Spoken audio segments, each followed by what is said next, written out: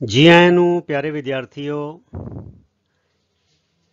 10th class ਦੀ science ਦੀ book ਦਾ chapter number 6 life processes ਇਸ ਦਾ notes part 1 ਪਹਿਲੇ video ਵਿੱਚ ਕੀਤਾ ਜਾ ਚੁੱਕਾ ਹੈ।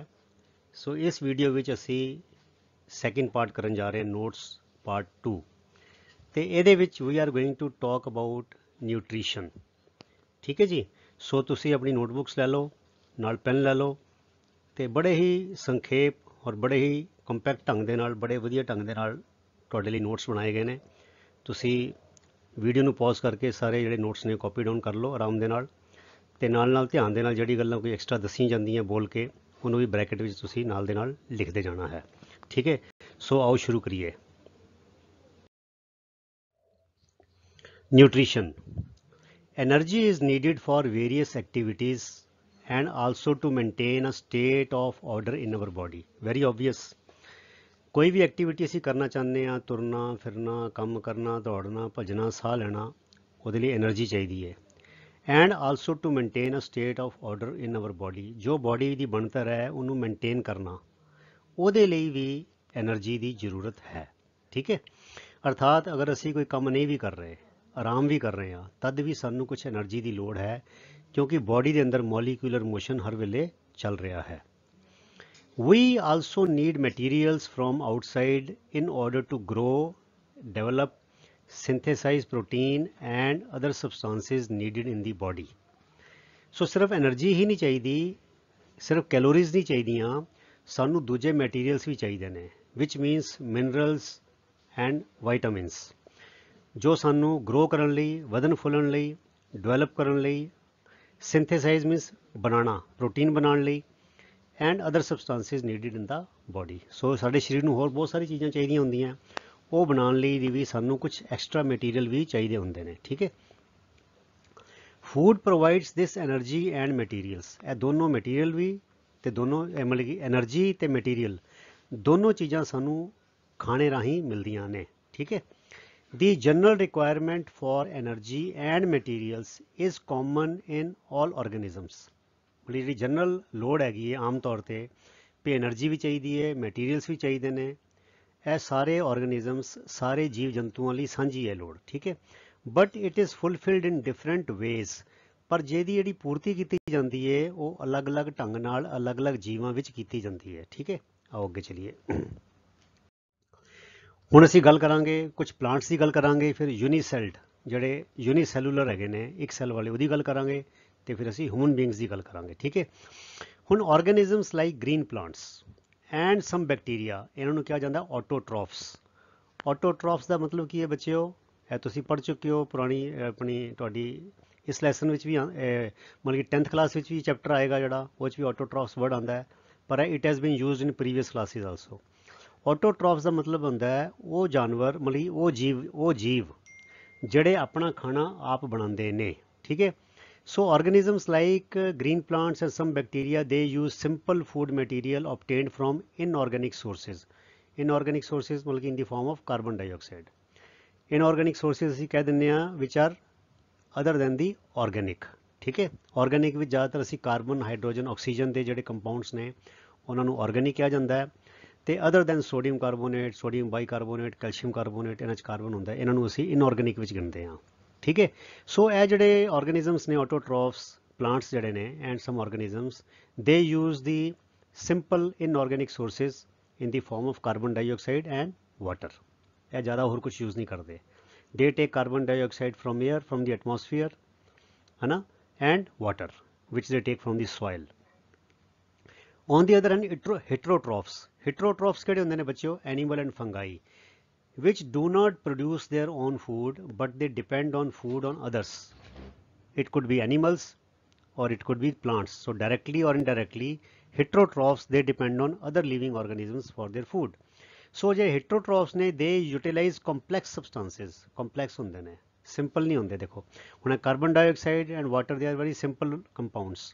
But heterotrophs, they use complex substances which have to be broken down into simpler ones. ਇਹ ਪਹਿਲੇ ਹੀ simple ਹੈ, ਇਹ ਦੇਖੋ CO2, water ਪਹਿਲੇ ਹੀ simple ਹੈ, but heterotrophs, they utilize, they take in as in the form of food substances ਵਿਚ are complex, ਤੇ ਜੇ ਕੰਪਲੈਕਸ ਹੈ ਗੁੰਝਲਦਾਰ ਨੇ ਤੇ ਉਹਨਾਂ ਨੂੰ ਸਿੰਪਲੀਫਾਈ ਕੀਤਾ ਜਾਂਦਾ ਹੈ। So those foods are first broken down into simpler ones.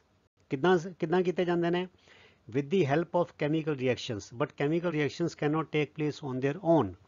They need some catalysts with the help of biocatalysts called enzymes। याद कर लो, enzymes are catalysts। catalyst की होता है बच्चों? catalyst is a substance which speeds up the chemical reaction or brings about the chemical reaction without taking part in the reaction itself। catalyst होता है ਜਿਹੜਾ chemical reaction ਨੂੰ ਇਨੀਸ਼ੀਏਟ ਕਰ ਦਿੰਦਾ ਹੈ। ਮਤਲਬ ਕਿ ਆਮ ਸਰਕਮਸਟੈਂਸਿਸ ਵਿੱਚ ਕੈਮੀਕਲ ਰਿਐਕਸ਼ਨ ਨਹੀਂ ਹੋ ਰਹੀ, ਪਰ ਕੈਟਲਿਸਟ ਯੂਜ਼ ਕਰਾਂਗੇ ਤੇ ਰਿਐਕਸ਼ਨ ਹੋ ਜਾਏਗੀ।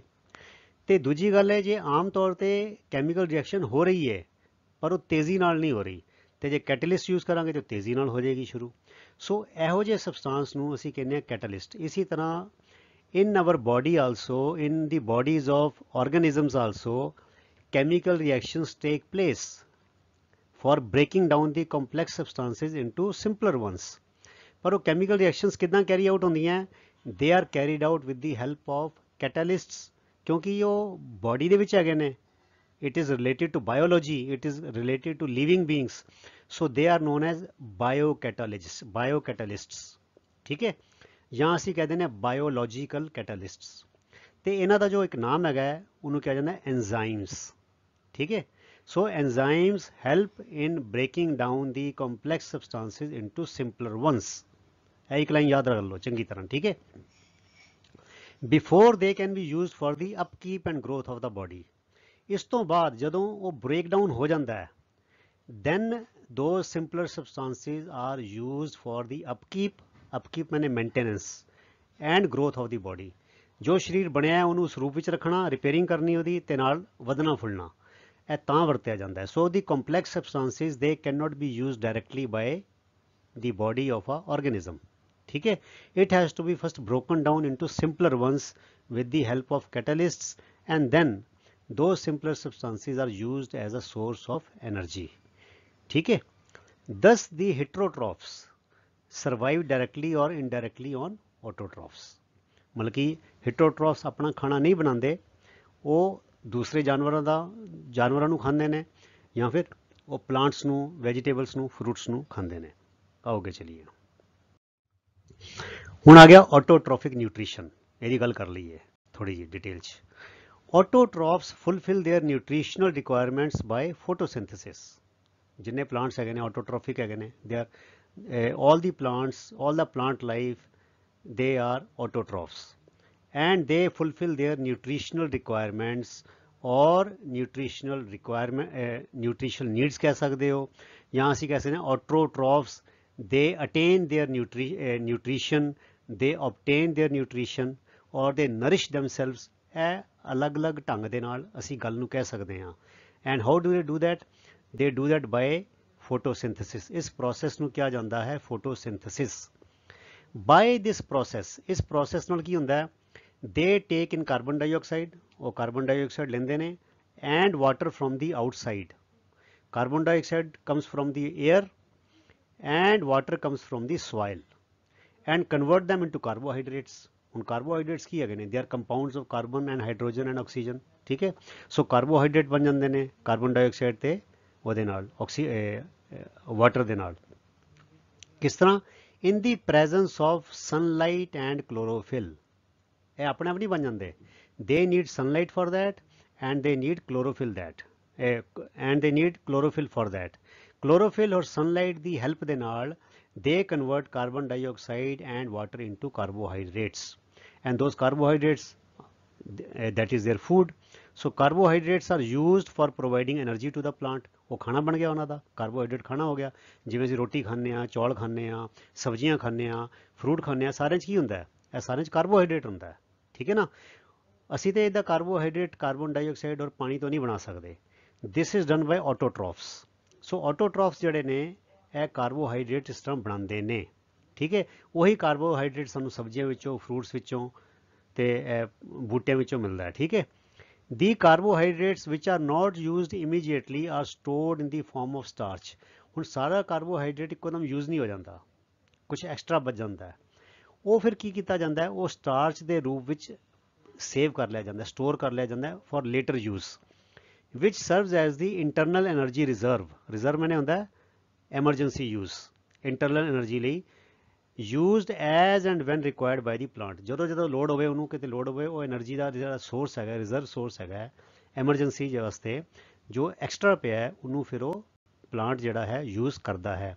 ਦਿਸ is how the autotrophs nourish themselves, this is how the autotrophs receive nutrition. ਠੀਕ ਹੈ, ਅੱਗੇ ਚਲੀਏ, ਕਿਉਂਕਿ ਸਾਡਾ ਸਾਰਾ ਵੀਡੀਓ ਨਿਊਟ੍ਰੀਸ਼ਨ ਦੇ ਉੱਤੇ ਹੀ ਹੈਗਾ। ਹਾਲੇ ਤੱਕ ਅਸੀਂ ਪਲਾਂਟਸ ਦੀ ਗੱਲ ਕਰ ਰਹੇ ਹਾਂ। ਹੁਣ ਥੋੜਾ ਜਿਹਾ ਪਲਾਂਟਸ ਦਾ ਜੋ ਫੋਟੋਸਿੰਥੇਸਿਸ ਹੈ ਉਹਦੇ ਡਿਟੇਲ ਵੀ ਦੇਖ ਲਈਏ ਕਿ what actually is photosynthesis. The following events occur during photosynthesis. ਇਹ ਤਿੰਨ ਸਟੇਜ ਫੋਟੋਸਿੰਥੇਸਿਸ ਵਿੱਚ ਹੁੰਦੇ ਨੇ। ਪਹਿਲਾ ਹੈਗਾ ਐਬਜ਼ੌਰਪਸ਼ਨ of light energy by the chlorophyll. ਜੋ ਕਲੋਰੋਫਿਲ ਹੈ ਉਹ ਕੀ ਹੈ, ਗ੍ਰੀਨ ਪਿਗਮੈਂਟ ਹੈਗੀ ਹੈ which is contained in the green plastids known as chloroplasts। ਠੀਕ ਹੈ, ਸੋ ਉਹ ਕੀ ਕਰਦੇ ਨੇ, ਲਾਈਟ એનર્ਜੀ ਜਿਹੜੀ ਹੈ ਸਨ ਵਿੱਚੋਂ ਉਹ ਐਬਜ਼ੌਰਬ ਕਰਦੇ ਨੇ। ਫਿਰ conversion of light energy to chemical energy, ਉਹਦੀ ਲਾਈਟ એનર્ਜੀ ਐਬਜ਼ੌਰਬ ਕੀਤੀ ਹੈ ਉਹਦੇ ਨਾਲ ਉਹ ਕੈਮੀਕਲ એનર્ਜੀ ਵਿੱਚ ਕਨਵਰਟ ਹੋ ਜਾਂਦੀ ਹੈ।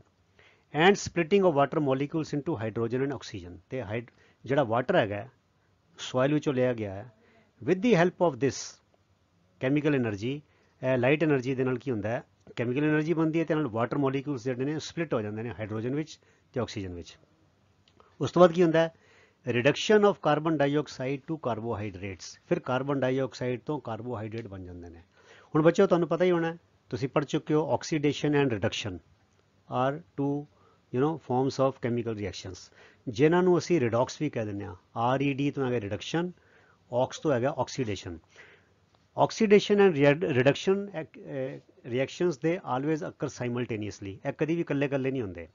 Oxidation means addition of oxygen or removal of hydrogen, ਤੇ ਰਿਡਕਸ਼ਨ ਇਹਦਾ ਉਲਟਾ ਹੋ ਜਾਂਦਾ ਹੈ, reduction means removal of oxygen or addition of hydrogen. ਹੁਣ ਦੇਖੋ CO2 ਵਿੱਚ ਕੀ ਹੋ ਗਿਆ, CO2 ਵਿੱਚ ਕੀ ਹੋ ਗਿਆ, ਇਹ ਹਾਈਡਰੋਜਨ ਐਡ ਹੋ ਗਈ, ਇੱਥੇ ਹਾਈਡਰੋਜਨ ਨਹੀਂ ਹੈਗੀ ਨਾ। And what is addition of hydrogen, addition of hydrogen is known as reduction. ਇਹ ਦੇਖੋ, reduction of carbon dioxide to carbohydrates. It means the carbon dioxide has been reduced to glucose। ਇਹ C6H12O6 ਇਹ formula ਹੈਗਾ glucose ਦਾ। ਤੇ glucose ਕੀ ਹੈ, it's a type of carbohydrate. ਇਹ ਸਾਰੀ એનર્ਜੀ ਦਾ ਸੋਰਸ ਹੈ, ਸਾਨੂੰ ਵੀ એનર્ਜੀ ਗਲੂਕੋਜ਼ ਤੋਂ ਮਿਲਦੀ ਹੈ। ਜਿਹੜਾ ਖਾਣਾ ਅਸੀਂ ਖਾਂਦੇ ਹਾਂ ਇਹ ਸਾਰਾ ਇਵੈਂਚੁਅਲੀ ਕਿਹ 'ਚ ਕਨਵਰਟ ਹੁੰਦਾ ਹੈ, ਇਹ ਗਲੂਕੋਜ਼ ਦੇ ਵਿੱਚ ਹੀ ਕਨਵਰਟ ਹੋ ਜਾਂਦਾ ਹੈ। So glucose is nothing but a type of carbohydrate. ਠੀਕ ਹੈ, ਸੋ ਇਹ ਕਾਰਬੋਹਾਈਡਰੇਟ ਕਿਸ ਤਰ੍ਹਾਂ ਬਣਿਆ ਬੱਚਿਓ, carbohydrate has been formed by the reduction of carbon dioxide। And what is the meaning of reduction? Reduction means removal of oxygen or addition of hydrogen। So ਇੱਥੇ hydrogen add ਹੋ ਗਈ ਹੈ, ਦੇਖੋ C ਦੇ ਪਹਿਲੇ ਸੀਗਾ, O ਵੀ ਸੀਗਾ, H add ਹੋ ਗਿਆ, H ਵਿੱਚ ਆ ਗਿਆ। So carbon dioxide has been reduced or the reduction of carbon dioxide has occurred and it has formed carbohydrate which we call glucose। ਇੱਥੇ ਬ੍ਰੈਕਟ 'ਚ ਲਿਖ ਲਓ, ਮੈਂ ਇੱਥੇ ਨਹੀਂ ਲਿਖਿਆ, ਤੁਸੀਂ ਲਿਖ ਲਓ ਗਲੂਕੋਜ਼। C6H12O6 is glucose। ਠੀਕ ਹੈ, ਔਰ ਦੇਖੋ ਇਹਨੇ ਆਕਸੀਜਨ ਛੱਡ ਦਿੱਤੀ, oxygen has been formed. Plants ਨੇ ਕਾਰਬਨ ਡਾਈਆਕਸਾਈਡ ਲਈ ਆਪਣੇ ਲਈ ਕਾਰਬੋਹਾਈਡਰੇਟ ਬਣਾਇਆ ਤੇ ਸਾਡੇ ਲਈ ਆਕਸੀਜਨ ਛੱਡ ਦਿੱਤੀ। ਤਾਂ ਹੀ ਕਹਿੰਦੇ ਪਿਆਰੇ ਬੱਚਿਓ, ਬੂਟੇ ਲਗਾਓ, ਬੂਟੇ ਨਾ ਕੱਟੋ। ਇਹ ਸ਼ਹਿਰਾਂ ਦੀ ਤਰੱਕੀ, ਵੱਡੀ ਵੱਡੀ ਬਿਲਡਿੰਗਾਂ ਬਣਾਉਣੀਆਂ, ਸੜਕਾਂ ਬਣਾਉਣੀਆਂ, ਇਹ ਕੋਈ ਤਰੱਕੀ, ਬਹੁਤ ਵਧੀਆ ਤਰੱਕੀ ਨਹੀਂ ਹੈਗੀ। ਵੱਡੇ ਵੱਡੇ ਘਰ ਬਣਾਈ ਜਾਣੇ। ਮੈਂ ਦੇਖਿਆ ਲੋਕੀ 500 ਗਜ਼ ਦੇ ਇੱਕ ਕਨਾਲ ਦੀ ਕੋਠੀਆਂ ਬਣਾ ਰਹੇ ਨੇ, ਸਾਰਾ ਪੱਥਰ ਹੀ ਪੱਥਰ ਲੱਗਾ ਹੋਇਆ, ਰੁੱਖ ਕੋਈ ਲੱਗੇ ਹੀ ਨਹੀਂ ਹੋਏ। ਇਹ ਸਾਡੀ ਅਕਲ ਹੈਗੀ ਹੈ। ਸੋ ਇਹ ਬੱਚੋ ਪੜ੍ਹ ਕੇ ਇਹ ਗੱਲ ਸਿੱਖਣੀ ਹੈ ਕਿ ਅਸੀਂ ਬੂਟੇ ਲਗਾਉਣੇ ਨੇ, ਭਾਂਤ ਭਾਂਤ ਦੇ ਬੂਟੇ ਲਗਾਉਣੇ ਨੇ। ਪੰਜਾਬ ਵਿੱਚੋਂ ਕਿੱਕਰ, ਬੋੜ, ਬੇਰੀਆਂ, ਇਹ ਸਾਰੇ ਬੂਟੇ ਜਿਹੜੇ ਸਾਡੇ ਨੇਟਿਵ ਪਲਾਂਟ ਸੀਗੇ ਓਰੀਜਨਲ, ਉਹ ਸਾਰੇ ਅਸੀਂ ਖਤਮ ਕਰ ਦਿੱਤੇ ਨੇ ਆਪਣੇ ਲਾਲਚ ਕਰਕੇ, ਝੋਨੇ ਕਰਕੇ, ਸਫੇਦੇ ਕਰਕੇ ਤੇ ਆਪਣਾ ਜਿਹੜਾ ਪੋਪੂਲਰ ਕਰਕੇ, ਵੀ ਸਾਨੂੰ ਸਿਰਫ ਪੈਸਾ ਹੀ ਚਾਹੀਦਾ, ਹੋਰ ਕੁਝ ਨਹੀਂ ਚਾਹੀਦਾ। ਸੋ ਇਹ ਜਿਹੜੀ ਚੀਜ਼ਾਂ ਨੇ, ਇਹਨੂੰ ਸਾਨੂੰ ਸਮਝਣਾ ਚਾਹੀਦਾ। ਦੇਖੋ ਇਹ plants they give us oxygen, ਤੇ oxygen is life. Every cell of our body needs oxygen. ਤੇ ਜੇ ਆਕਸੀਜਨ ਪੇੜ ਘੱਟ ਜਾਣਗੇ, ਆਕਸੀਜਨ ਵੀ ਘੱਟ ਜਾਏਗੀ ਤੇ ਸਾਡਾ ਹੀ ਨੁਕਸਾਨ ਹੋਏਗਾ। ਸੋ ਪੇੜ ਲਗਾ ਕੇ ਸਾਡਾ ਹੀ ਫਾਇਦਾ ਹੈ। ਆਓ ਅੱਗੇ ਚਲੀਏ। ਹੁਣ ਇਹ 3 ਸਟੈਪ ਦੱਸੇ ਸੀਗੇ, ਉਹ ਕਹਿੰਦੇ these steps need not take place one after the other immediately। ਇਹ ਜ਼ਰੂਰੀ ਨਹੀਂ ਕਿ ਇੱਕ ਤੋਂ ਬਾਅਦ ਦੂਜਾ, ਦੂਜੇ ਤੋਂ ਬਾਅਦ ਤੀਜਾ ਇਸੀ ਚੱਲੇਗਾ। ਇਹ ਜ਼ਰੂਰੀ ਨਹੀਂ ਹੈਗਾ। For example desert plants, desert ਮੈਨੇ ਮਾਰੂਥਲ, ਰੇਗਿਸਤਾਨ, ਉਹਦੇ ਪਲਾਂਟਸ ਵਿੱਚ ਕੀ ਵਰਕ ਕੀ ਹੁੰਦਾ ਹੈ, they take up carbon dioxide at night, ਰਾਤੀ ਲੈ ਲਈ, and prepare N intermediate, intermediate ਹੁੰਦਾ ਬੱਚੋ ਵਿਚਲਾ ਸਬਸਟਾਂਸ ਇੱਕ ਬਣ ਗਿਆ, ਐਨਰਜੀ ਜਿਹੜੀ ਕੈਮੀਕਲ ਰਿਐਕਸ਼ਨ ਪੂਰੀ ਨਹੀਂ ਕੀਤੀ, ਇੱਕ ਅੰਦਰਲਾ ਪੁਆਇੰਟ ਬਣਾਤਾ, ਅੰਦਰਲਾ ਪ੍ਰੋਡਕਟ ਬਣਾਤਾ, ਉਹਨੂੰ ਕਹਿੰਦੇ ਨੇ ਇੰਟਰਮੀਡੀਏਟ।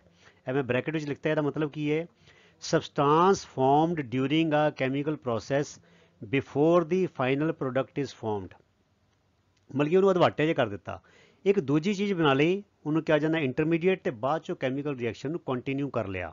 ਅਰਥਾਤ ਜਿਹੜੇ 3 ਸਟੈਪ ਦੱਸੇ ਨੇ ਫੋਟੋਸਿੰਥੇਸਿਸ ਦੇ, ਇਹ ਜ਼ਰੂਰੀ ਨਹੀਂ ਕਿ ਇੱਕ ਤੋਂ ਬਾਅਦ ਦੂਜਾ, ਦੂਜੇ ਤੋਂ ਬਾਅਦ ਤੀਜਾ ਇਸੇ ਤਰ੍ਹਾਂ ਲਗਾਤਾਰ ਫਟਾਫਟ ਹੋ ਜਾਵੇ।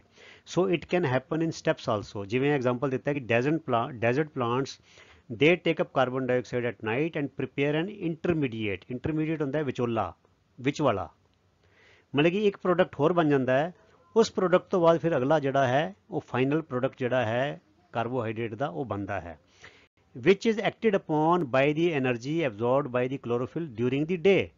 ਮਤਲਬ ਅੱਧਾ ਕੰਮ ਰਾਤੀ ਹੋ ਗਿਆ ਕਾਰਬਨ ਡਾਈਆਕਸਾਈਡ ਐਬਜ਼ੌਰਬ ਕਰਕੇ, ਤੇ ਬਾਕੀ ਜਿਹੜਾ ਕੰਮ ਹੈ ਉਹ ਦਿਨ ਵੇਲੇ ਜਦੋਂ ਸੂਰਜ ਚੜ੍ਹਿਆ ਤੇ ਕਲੋਰੋਫਿਲ ਨੇ ਉਹ ਐਨਰਜੀ ਐਬਜ਼ੌਰਬ ਕੀਤੀ, ਤੇ ਫਿਰ ਅਗਲਾ ਜਿਹੜੀ ਕੈਮੀਕਲ ਰਿਐਕਸ਼ਨ ਸੀ ਉਹਨੂੰ ਕੰਟੀਨਿਊ ਕਰ ਦਿੱਤਾ।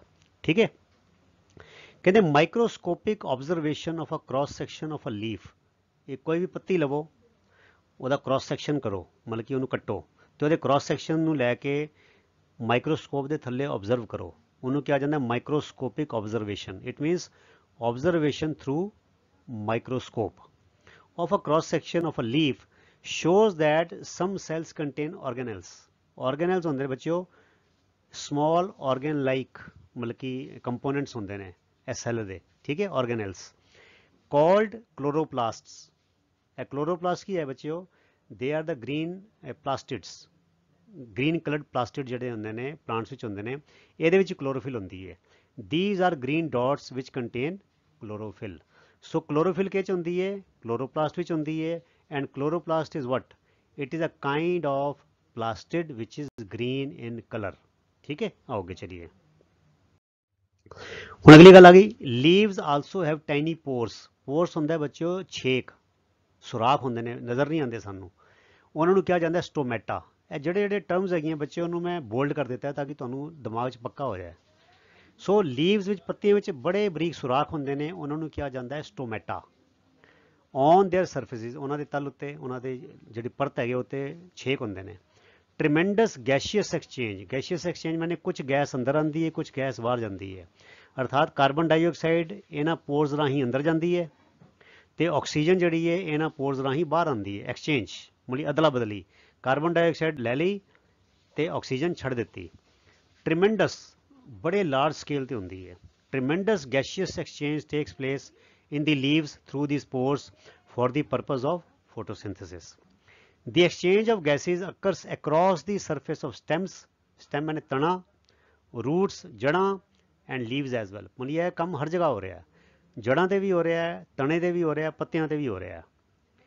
The plant closes these pores when it does not need carbon dioxide। क्या कमाल दी गल है, देखो परमात्मा ने कितनी वधिया रचना रची है। ਜਦੋਂ ਉਹਨੂੰ ਕਾਰਬਨ ਡਾਈਆਕਸਾਈਡ ਦੀ ਲੋੜ ਨਹੀਂ ਹੁੰਦੀ ਹੈ, ਪੋਰਸ ਬੰਦ ਵੀ ਹੋ ਜਾਂਦੇ ਨੇ, ਸੁਰਾਖ ਬੰਦ ਹੋ ਜਾਂਦੇ ਨੇ। ਠੀਕ ਹੈ, ਫੋਟੋਸਿੰਥੇਸਿਸ ਲਈ ਜਦੋਂ ਉਹਨੂੰ ਕਾਰਬਨ ਡਾਈਆਕਸਾਈਡ ਨਹੀਂ ਚਾਹੀਦੀ, ਕਿਹਦੇ ਲਈ, ਟੂ ਸੇਵ ਵਾਟਰ। ਜੇ ਉਹ ਪੋਰਸ ਬੰਦ ਨਹੀਂ ਕਰੇਗਾ ਤੇ ਕੀ ਹੋਏਗਾ, ਜਿਹੜਾ ਪਲਾਂਟ ਵਿੱਚ ਪਾਣੀ ਹੈ, ਨਮੀ ਹੈਗੀ ਹੈ, ਉਹ ਵਾਸ਼ਪੀਕਰਨ ਹੋ ਜਾਏਗਾ, ਵੈਪੋਰਾਈਜੇਸ਼ਨ ਹੋ ਜਾਏਗਾ। ਸੋ ਦੀ ਪਲਾਂਟ ਵਿਲ ਲੂਜ਼ ਵਾਟਰ। ਸੋ ਪਾਣੀ ਨੂੰ ਬਚਾਉਣ ਲਈ ਜਦੋਂ ਉਹਨੂੰ ਕਾਰਬਨ ਡਾਈਆਕਸਾਈਡ ਦੀ ਲੋੜ ਨਹੀਂ ਹੈਗੀ, ਇਹ ਸੁਰਾਖ ਬੰਦ ਹੋ ਜਾਂਦੇ ਨੇ। to save water that can also be lost through them। ਮਤਲਬ ਪੋਰਸ ਰਾਹੀਂ ਸਿਰਫ ਗੈਸ਼ੀਅਸ ਐਕਸਚੇਂਜ ਹੀ ਨਹੀਂ ਹੁੰਦੀ, there is a loss of or vaporization of water also। ਤੇ ਜਦੋਂ ਕਾਰਬਨ ਡਾਈਆਕਸਾਈਡ ਦੀ ਜ਼ਰੂਰਤ ਨਹੀਂ ਹੈਗੀ, ਫੋਟੋਸਿੰਥੇਸਿਸ ਨਹੀਂ ਚੱਲ ਰਿਹਾ, ਤੇ ਉਹ ਕੀ ਕਰਦੇ ਨੇ, ਉਹ ਪੋਰਸ ਬੰਦ ਹੋ ਜਾਂਦੇ ਨੇ। ਦੀ ਗਾਰਡ ਸੈਲ ਸਵੈਲ, ਇਹ ਕੰਮ ਕੌਣ ਕਰਦਾ ਹੈ, ਪੋਰਸ ਨੂੰ ਬੰਦ ਕਰਨ ਦਾ ਤੇ ਖੋਲ੍ਹਣ ਦਾ, ਉਹਦਾ ਨਾਮ ਹੈ ਗਾਰਡ ਸੈਲਸ। ਇਹਨੂੰ ਮੈਂ ਹਾਈਲਾਈਟ ਨਹੀਂ ਕੀਤਾ, ਇਹਨੂੰ ਬੋਲਡ ਨਹੀਂ ਕੀਤਾ, ਤੁਸੀਂ ਲਿਖ ਲਓ। ਦੀ ਗਾਰਡ ਸੈਲਸ ਦੇ ਸਵੈਲ, ਸਵੈਲ ਮੈਨੇ ਸੁੱਜ ਜਾਂਦੇ ਨੇ, ਫੁੱਲ ਜਾਂਦੇ ਨੇ। When water flows into them and open the pores, ਉਹ ਫੁੱਲ ਕੇ ਕੀ ਕਰਦੇ ਨੇ, ਉਹ ਜਿਹੜੇ ਫੈਲ ਜਾਂਦੇ ਨੇ ਫੁੱਲ ਕੇ, ਤੇ ਉਹ ਜਿਹੜੇ ਸੁਰਾਖ ਨੇ ਉਹ ਖੁੱਲ ਜਾਂਦੇ ਨੇ। ਐਂਡ ਕਲੋਜ਼ ਦੀ ਪੋਰਸ ਬਾਈ ਸ਼ਰਿੰਕਿੰਗ, ਤੇ ਜਿਹੜੇ ਸੁੰਗੜ ਜਾਂਦੇ ਨੇ ਤੇ ਉਹਨਾਂ ਦੇ ਪੋਰਸ ਬੰਦ ਹੋ ਜਾਂਦੇ ਨੇ। ਸੋ ਇਹ ਇੱਕ ਲਾਈਨ ਦਾ ਮਤਲਬ ਕੀ ਹੈ, ਲਿਖ ਸਕਦੇ ਹੋ ਤੁਸੀਂ, ਸਵਾਲ ਵੀ ਆ ਸਕਦਾ, ਫਿਲਿੰਗ ਦੀ ਬਲੈਂਕ ਜਾਂ ਛੋਟੇ ਛੋਟੇ ਸਵਾਲ ਆਉਂਦੇ ਨੇ ਕਿ how do the Porus open and close, ਤੇ ਅਸੀਂ ਕਵਾਂਗੇ ਦੀ guard cells ਸਵੈਲ and open the Porus and ਦੇ ਕਲੋਜ਼ ਦੀ ਪੋਰਸ ਬਾय ਸ਼ਰਿੰਕਿੰਗ। ਠੀਕ ਹੈ, ਸੋ ਜਦੋਂ ਉਹ ਫੁੱਲਦੇ ਨੇ, ਉਹਨਾਂ ਜਿਹੜੇ ਉਹ ਫੈਲਦੇ ਨੇ ਤੇ ਉਹ ਪੋਰਸ ਖੁੱਲ ਜਾਂਦੇ ਨੇ, ਜਦੋਂ ਸੁੰਗੜਦੇ ਨੇ ਤੇ ਪੋਰਸ ਜਿਹੜੇ ਨੇ ਉਹ ਬੰਦ ਹੋ ਜਾਂਦੇ ਨੇ। ਤੇ why the need to close the pores, to save water which may be lost through vaporisation. ठीक है, आगे चलिए। ਹੁਣ ਆ ਗਿਆ ਬੱਚੋ, autotrophs also need other raw materials. ਹੁਣ ਕੱਲੀ એનર્ਜੀ ਤੇ ਚਾਹੀਦੀ ਨਹੀਂ, ਕਾਰਬਨ ਡਾਈਆਕਸਾਈਡ ਤੋਂ ਕਾਰਬੋਹਾਈਡਰੇਟ ਬਣਾ ਲੇ ਵਿਚ ਪ੍ਰੋਵਾਈਡਸ એનર્ਜੀ, ਪਰ ਆਟੋਟ੍ਰॉफ्स ਨੂੰ ਵੀ ਕੁਝ ਹੋਰ ਮਟੀਰੀਅਲ ਵੀ ਚਾਹੀਦੇ ਨੇ ਅਦਰ ਦੈਨ ਕਾਰਬੋਹਾਈਡਰੇਟਸ।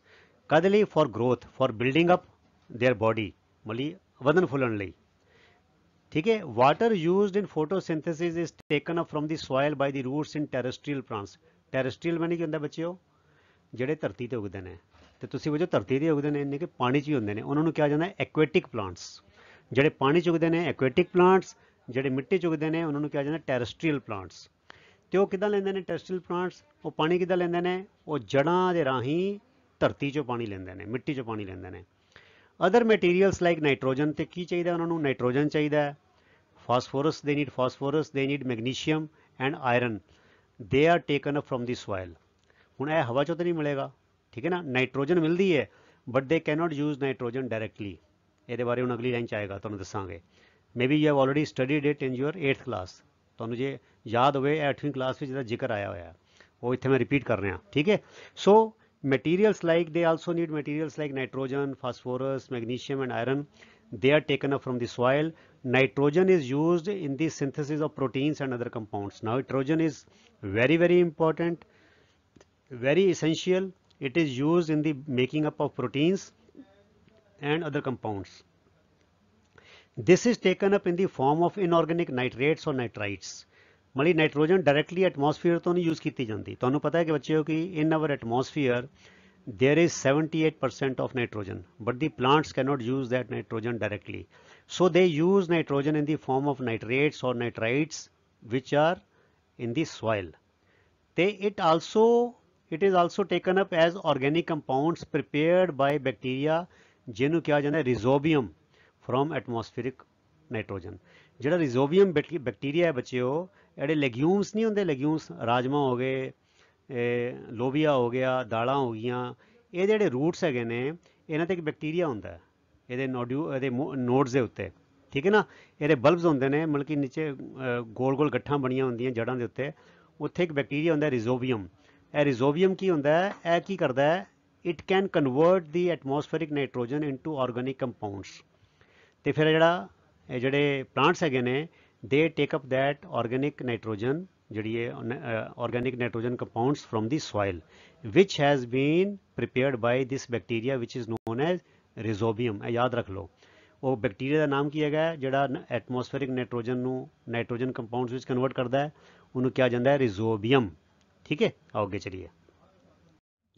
ਹੁਣ ਆ ਗਿਆ ਬੱਚਿਓ, ਇਹ ਤੇ ਗੱਲ ਹੋ ਗਈ ਤੁਹਾਡੀ ਆਟੋਟ੍ਰੋਫਿਕ ਨਿਊਟ੍ਰੀਸ਼ਨ ਦੀ। ਪਲਾਂਟਸ ਵਿੱਚ ਨਿਊਟ੍ਰੀਸ਼ਨ ਕਿਵੇਂ ਹੁੰਦਾ ਹੈ? ਥਰੂ ਫੋਟੋਸਿੰਥੇਸਿਸ ਹੁੰਦਾ ਹੈ।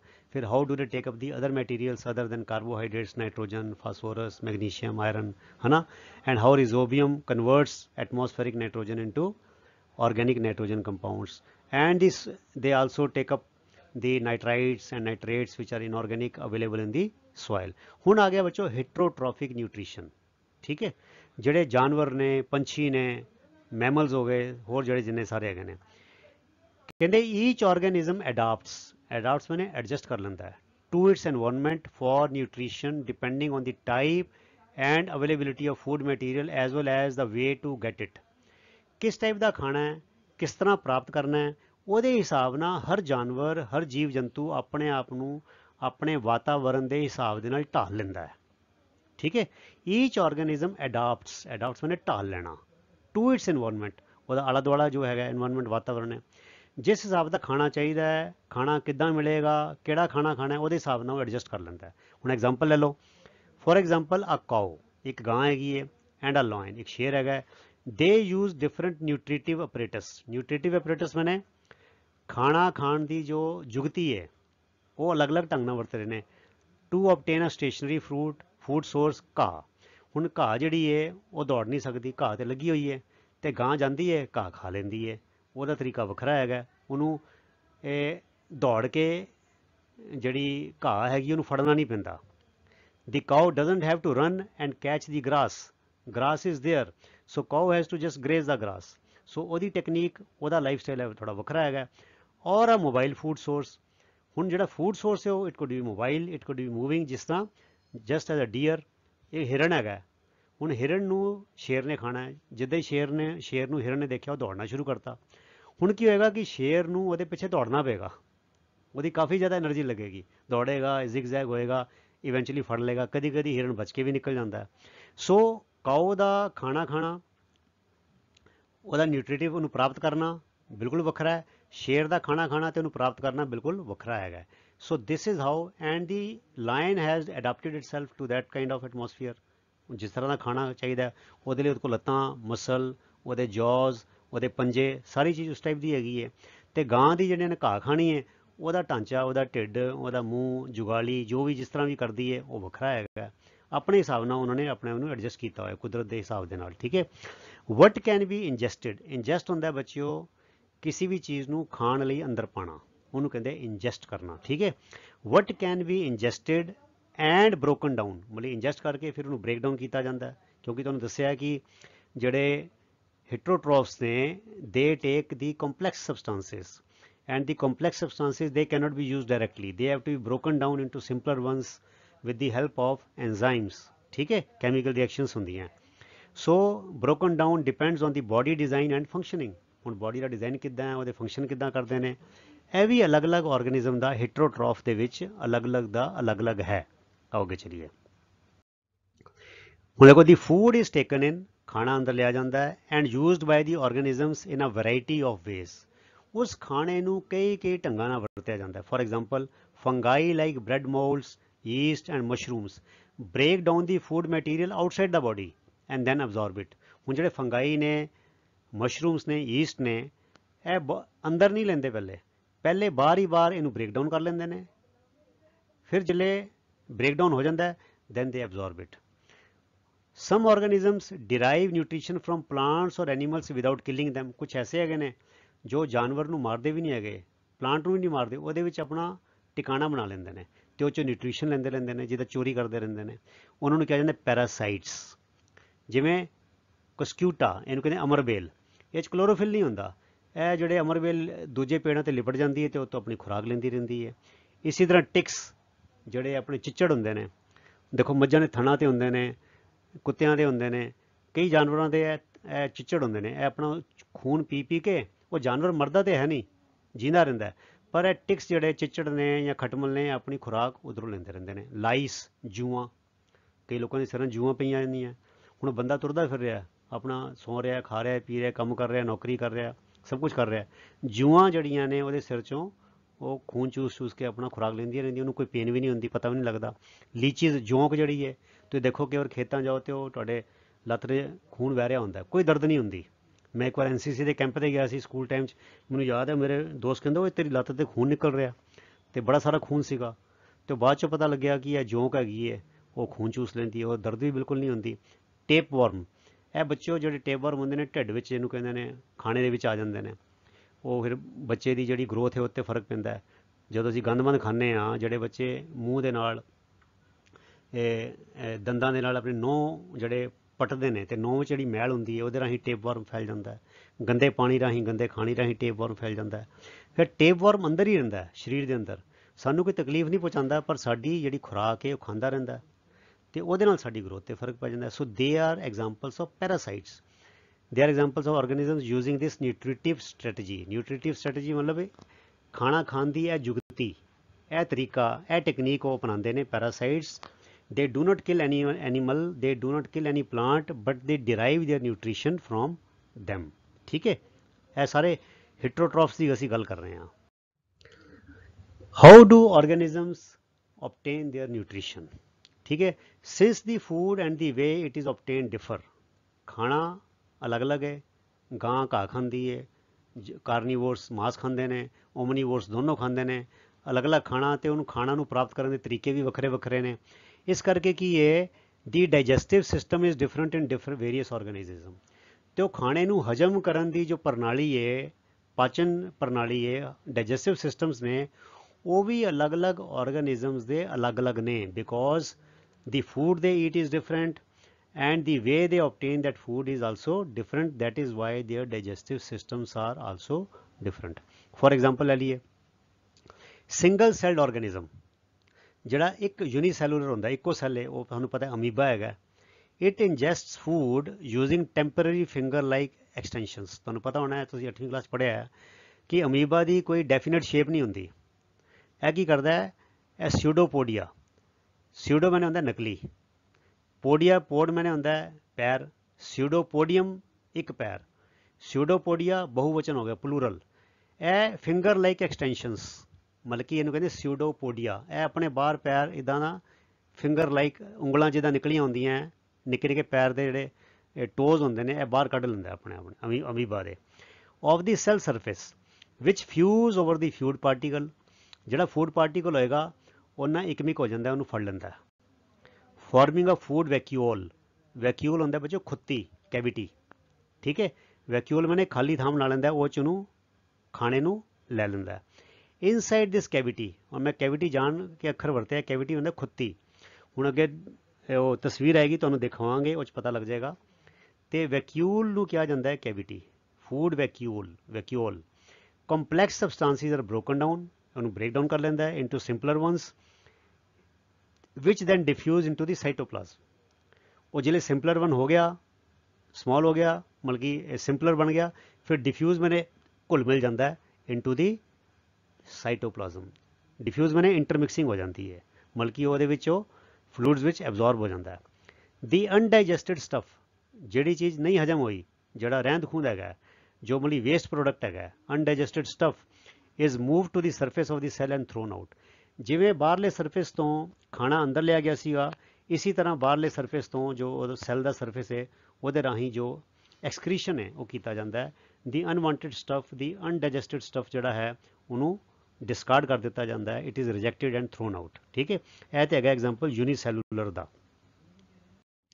ਇਹ ਦੇਖੋ ਹੁਣ ਐਗਜ਼ਾਮਪਲ ਹੈ, ਇਹ ਬੱਚੋ ਅਮੀਬਾ ਹੈਗਾ ਇੱਕੋ ਸੈੱਲ ਦਾ, ਇਹ ਇਟਸ ਵਨ ਸੈੱਲ, ਇਹ ਨਿਊਕਲੀਅਸ ਹੈਗਾ, ਇਹ ਫੂਡ ਪਾਰਟੀਕਲ ਪਿਆ। ਇਹ ਜਿਹੜੇ ਹੈਗੇ ਨੇ ਇਹ ਫਿੰਗਰ ਦੇਖੋ, ਇਹ ਉਂਗਲਾਂ ਵਰਗੇ, ਇਹ what are ਦੀਸ ਸਿਊਡੋਪੋਡੀਆ।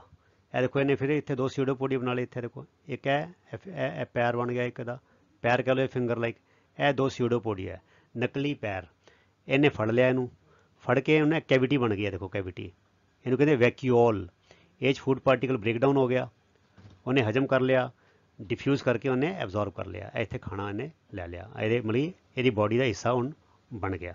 So this is how amoeba unicellular organism takes in food. ਇਹ ਐਗਜ਼ਾਮਪਲ ਸੀਗੀ ਇੱਕ ਯੂਨੀਸੈਲੂਲਰ ਆਰਗੇਨਿਜ਼ਮ ਦੀ, ਹੀਟਰੋਟ੍ਰੋਫ ਦੀ। ਆਓ ਅੱਗੇ ਚੱਲੀਏ, ਉਹਨੇ ਇੱਕ ਐਗਜ਼ਾਮਪਲ ਹੋਰ ਲੈ ਲਈਏ, ਪੈਰਾਮੀਸੀਅਮ। ਪੈਰਾਮੀਸੀਅਮ ਵੀ ਬੱਚੋ ਇੱਕ ਅਨਦਰ ਯੂਨੀਸੈਲੂਲਰ ਆਰਗੇਨਿਜ਼ਮ ਹੈ। It has a definite cellular shape. Amoeba ਦਾ ਕੀ ਸੀਗਾ, amoeba does not have definite shape because of ਸਿਊਡੋਪੋਡੀਆ।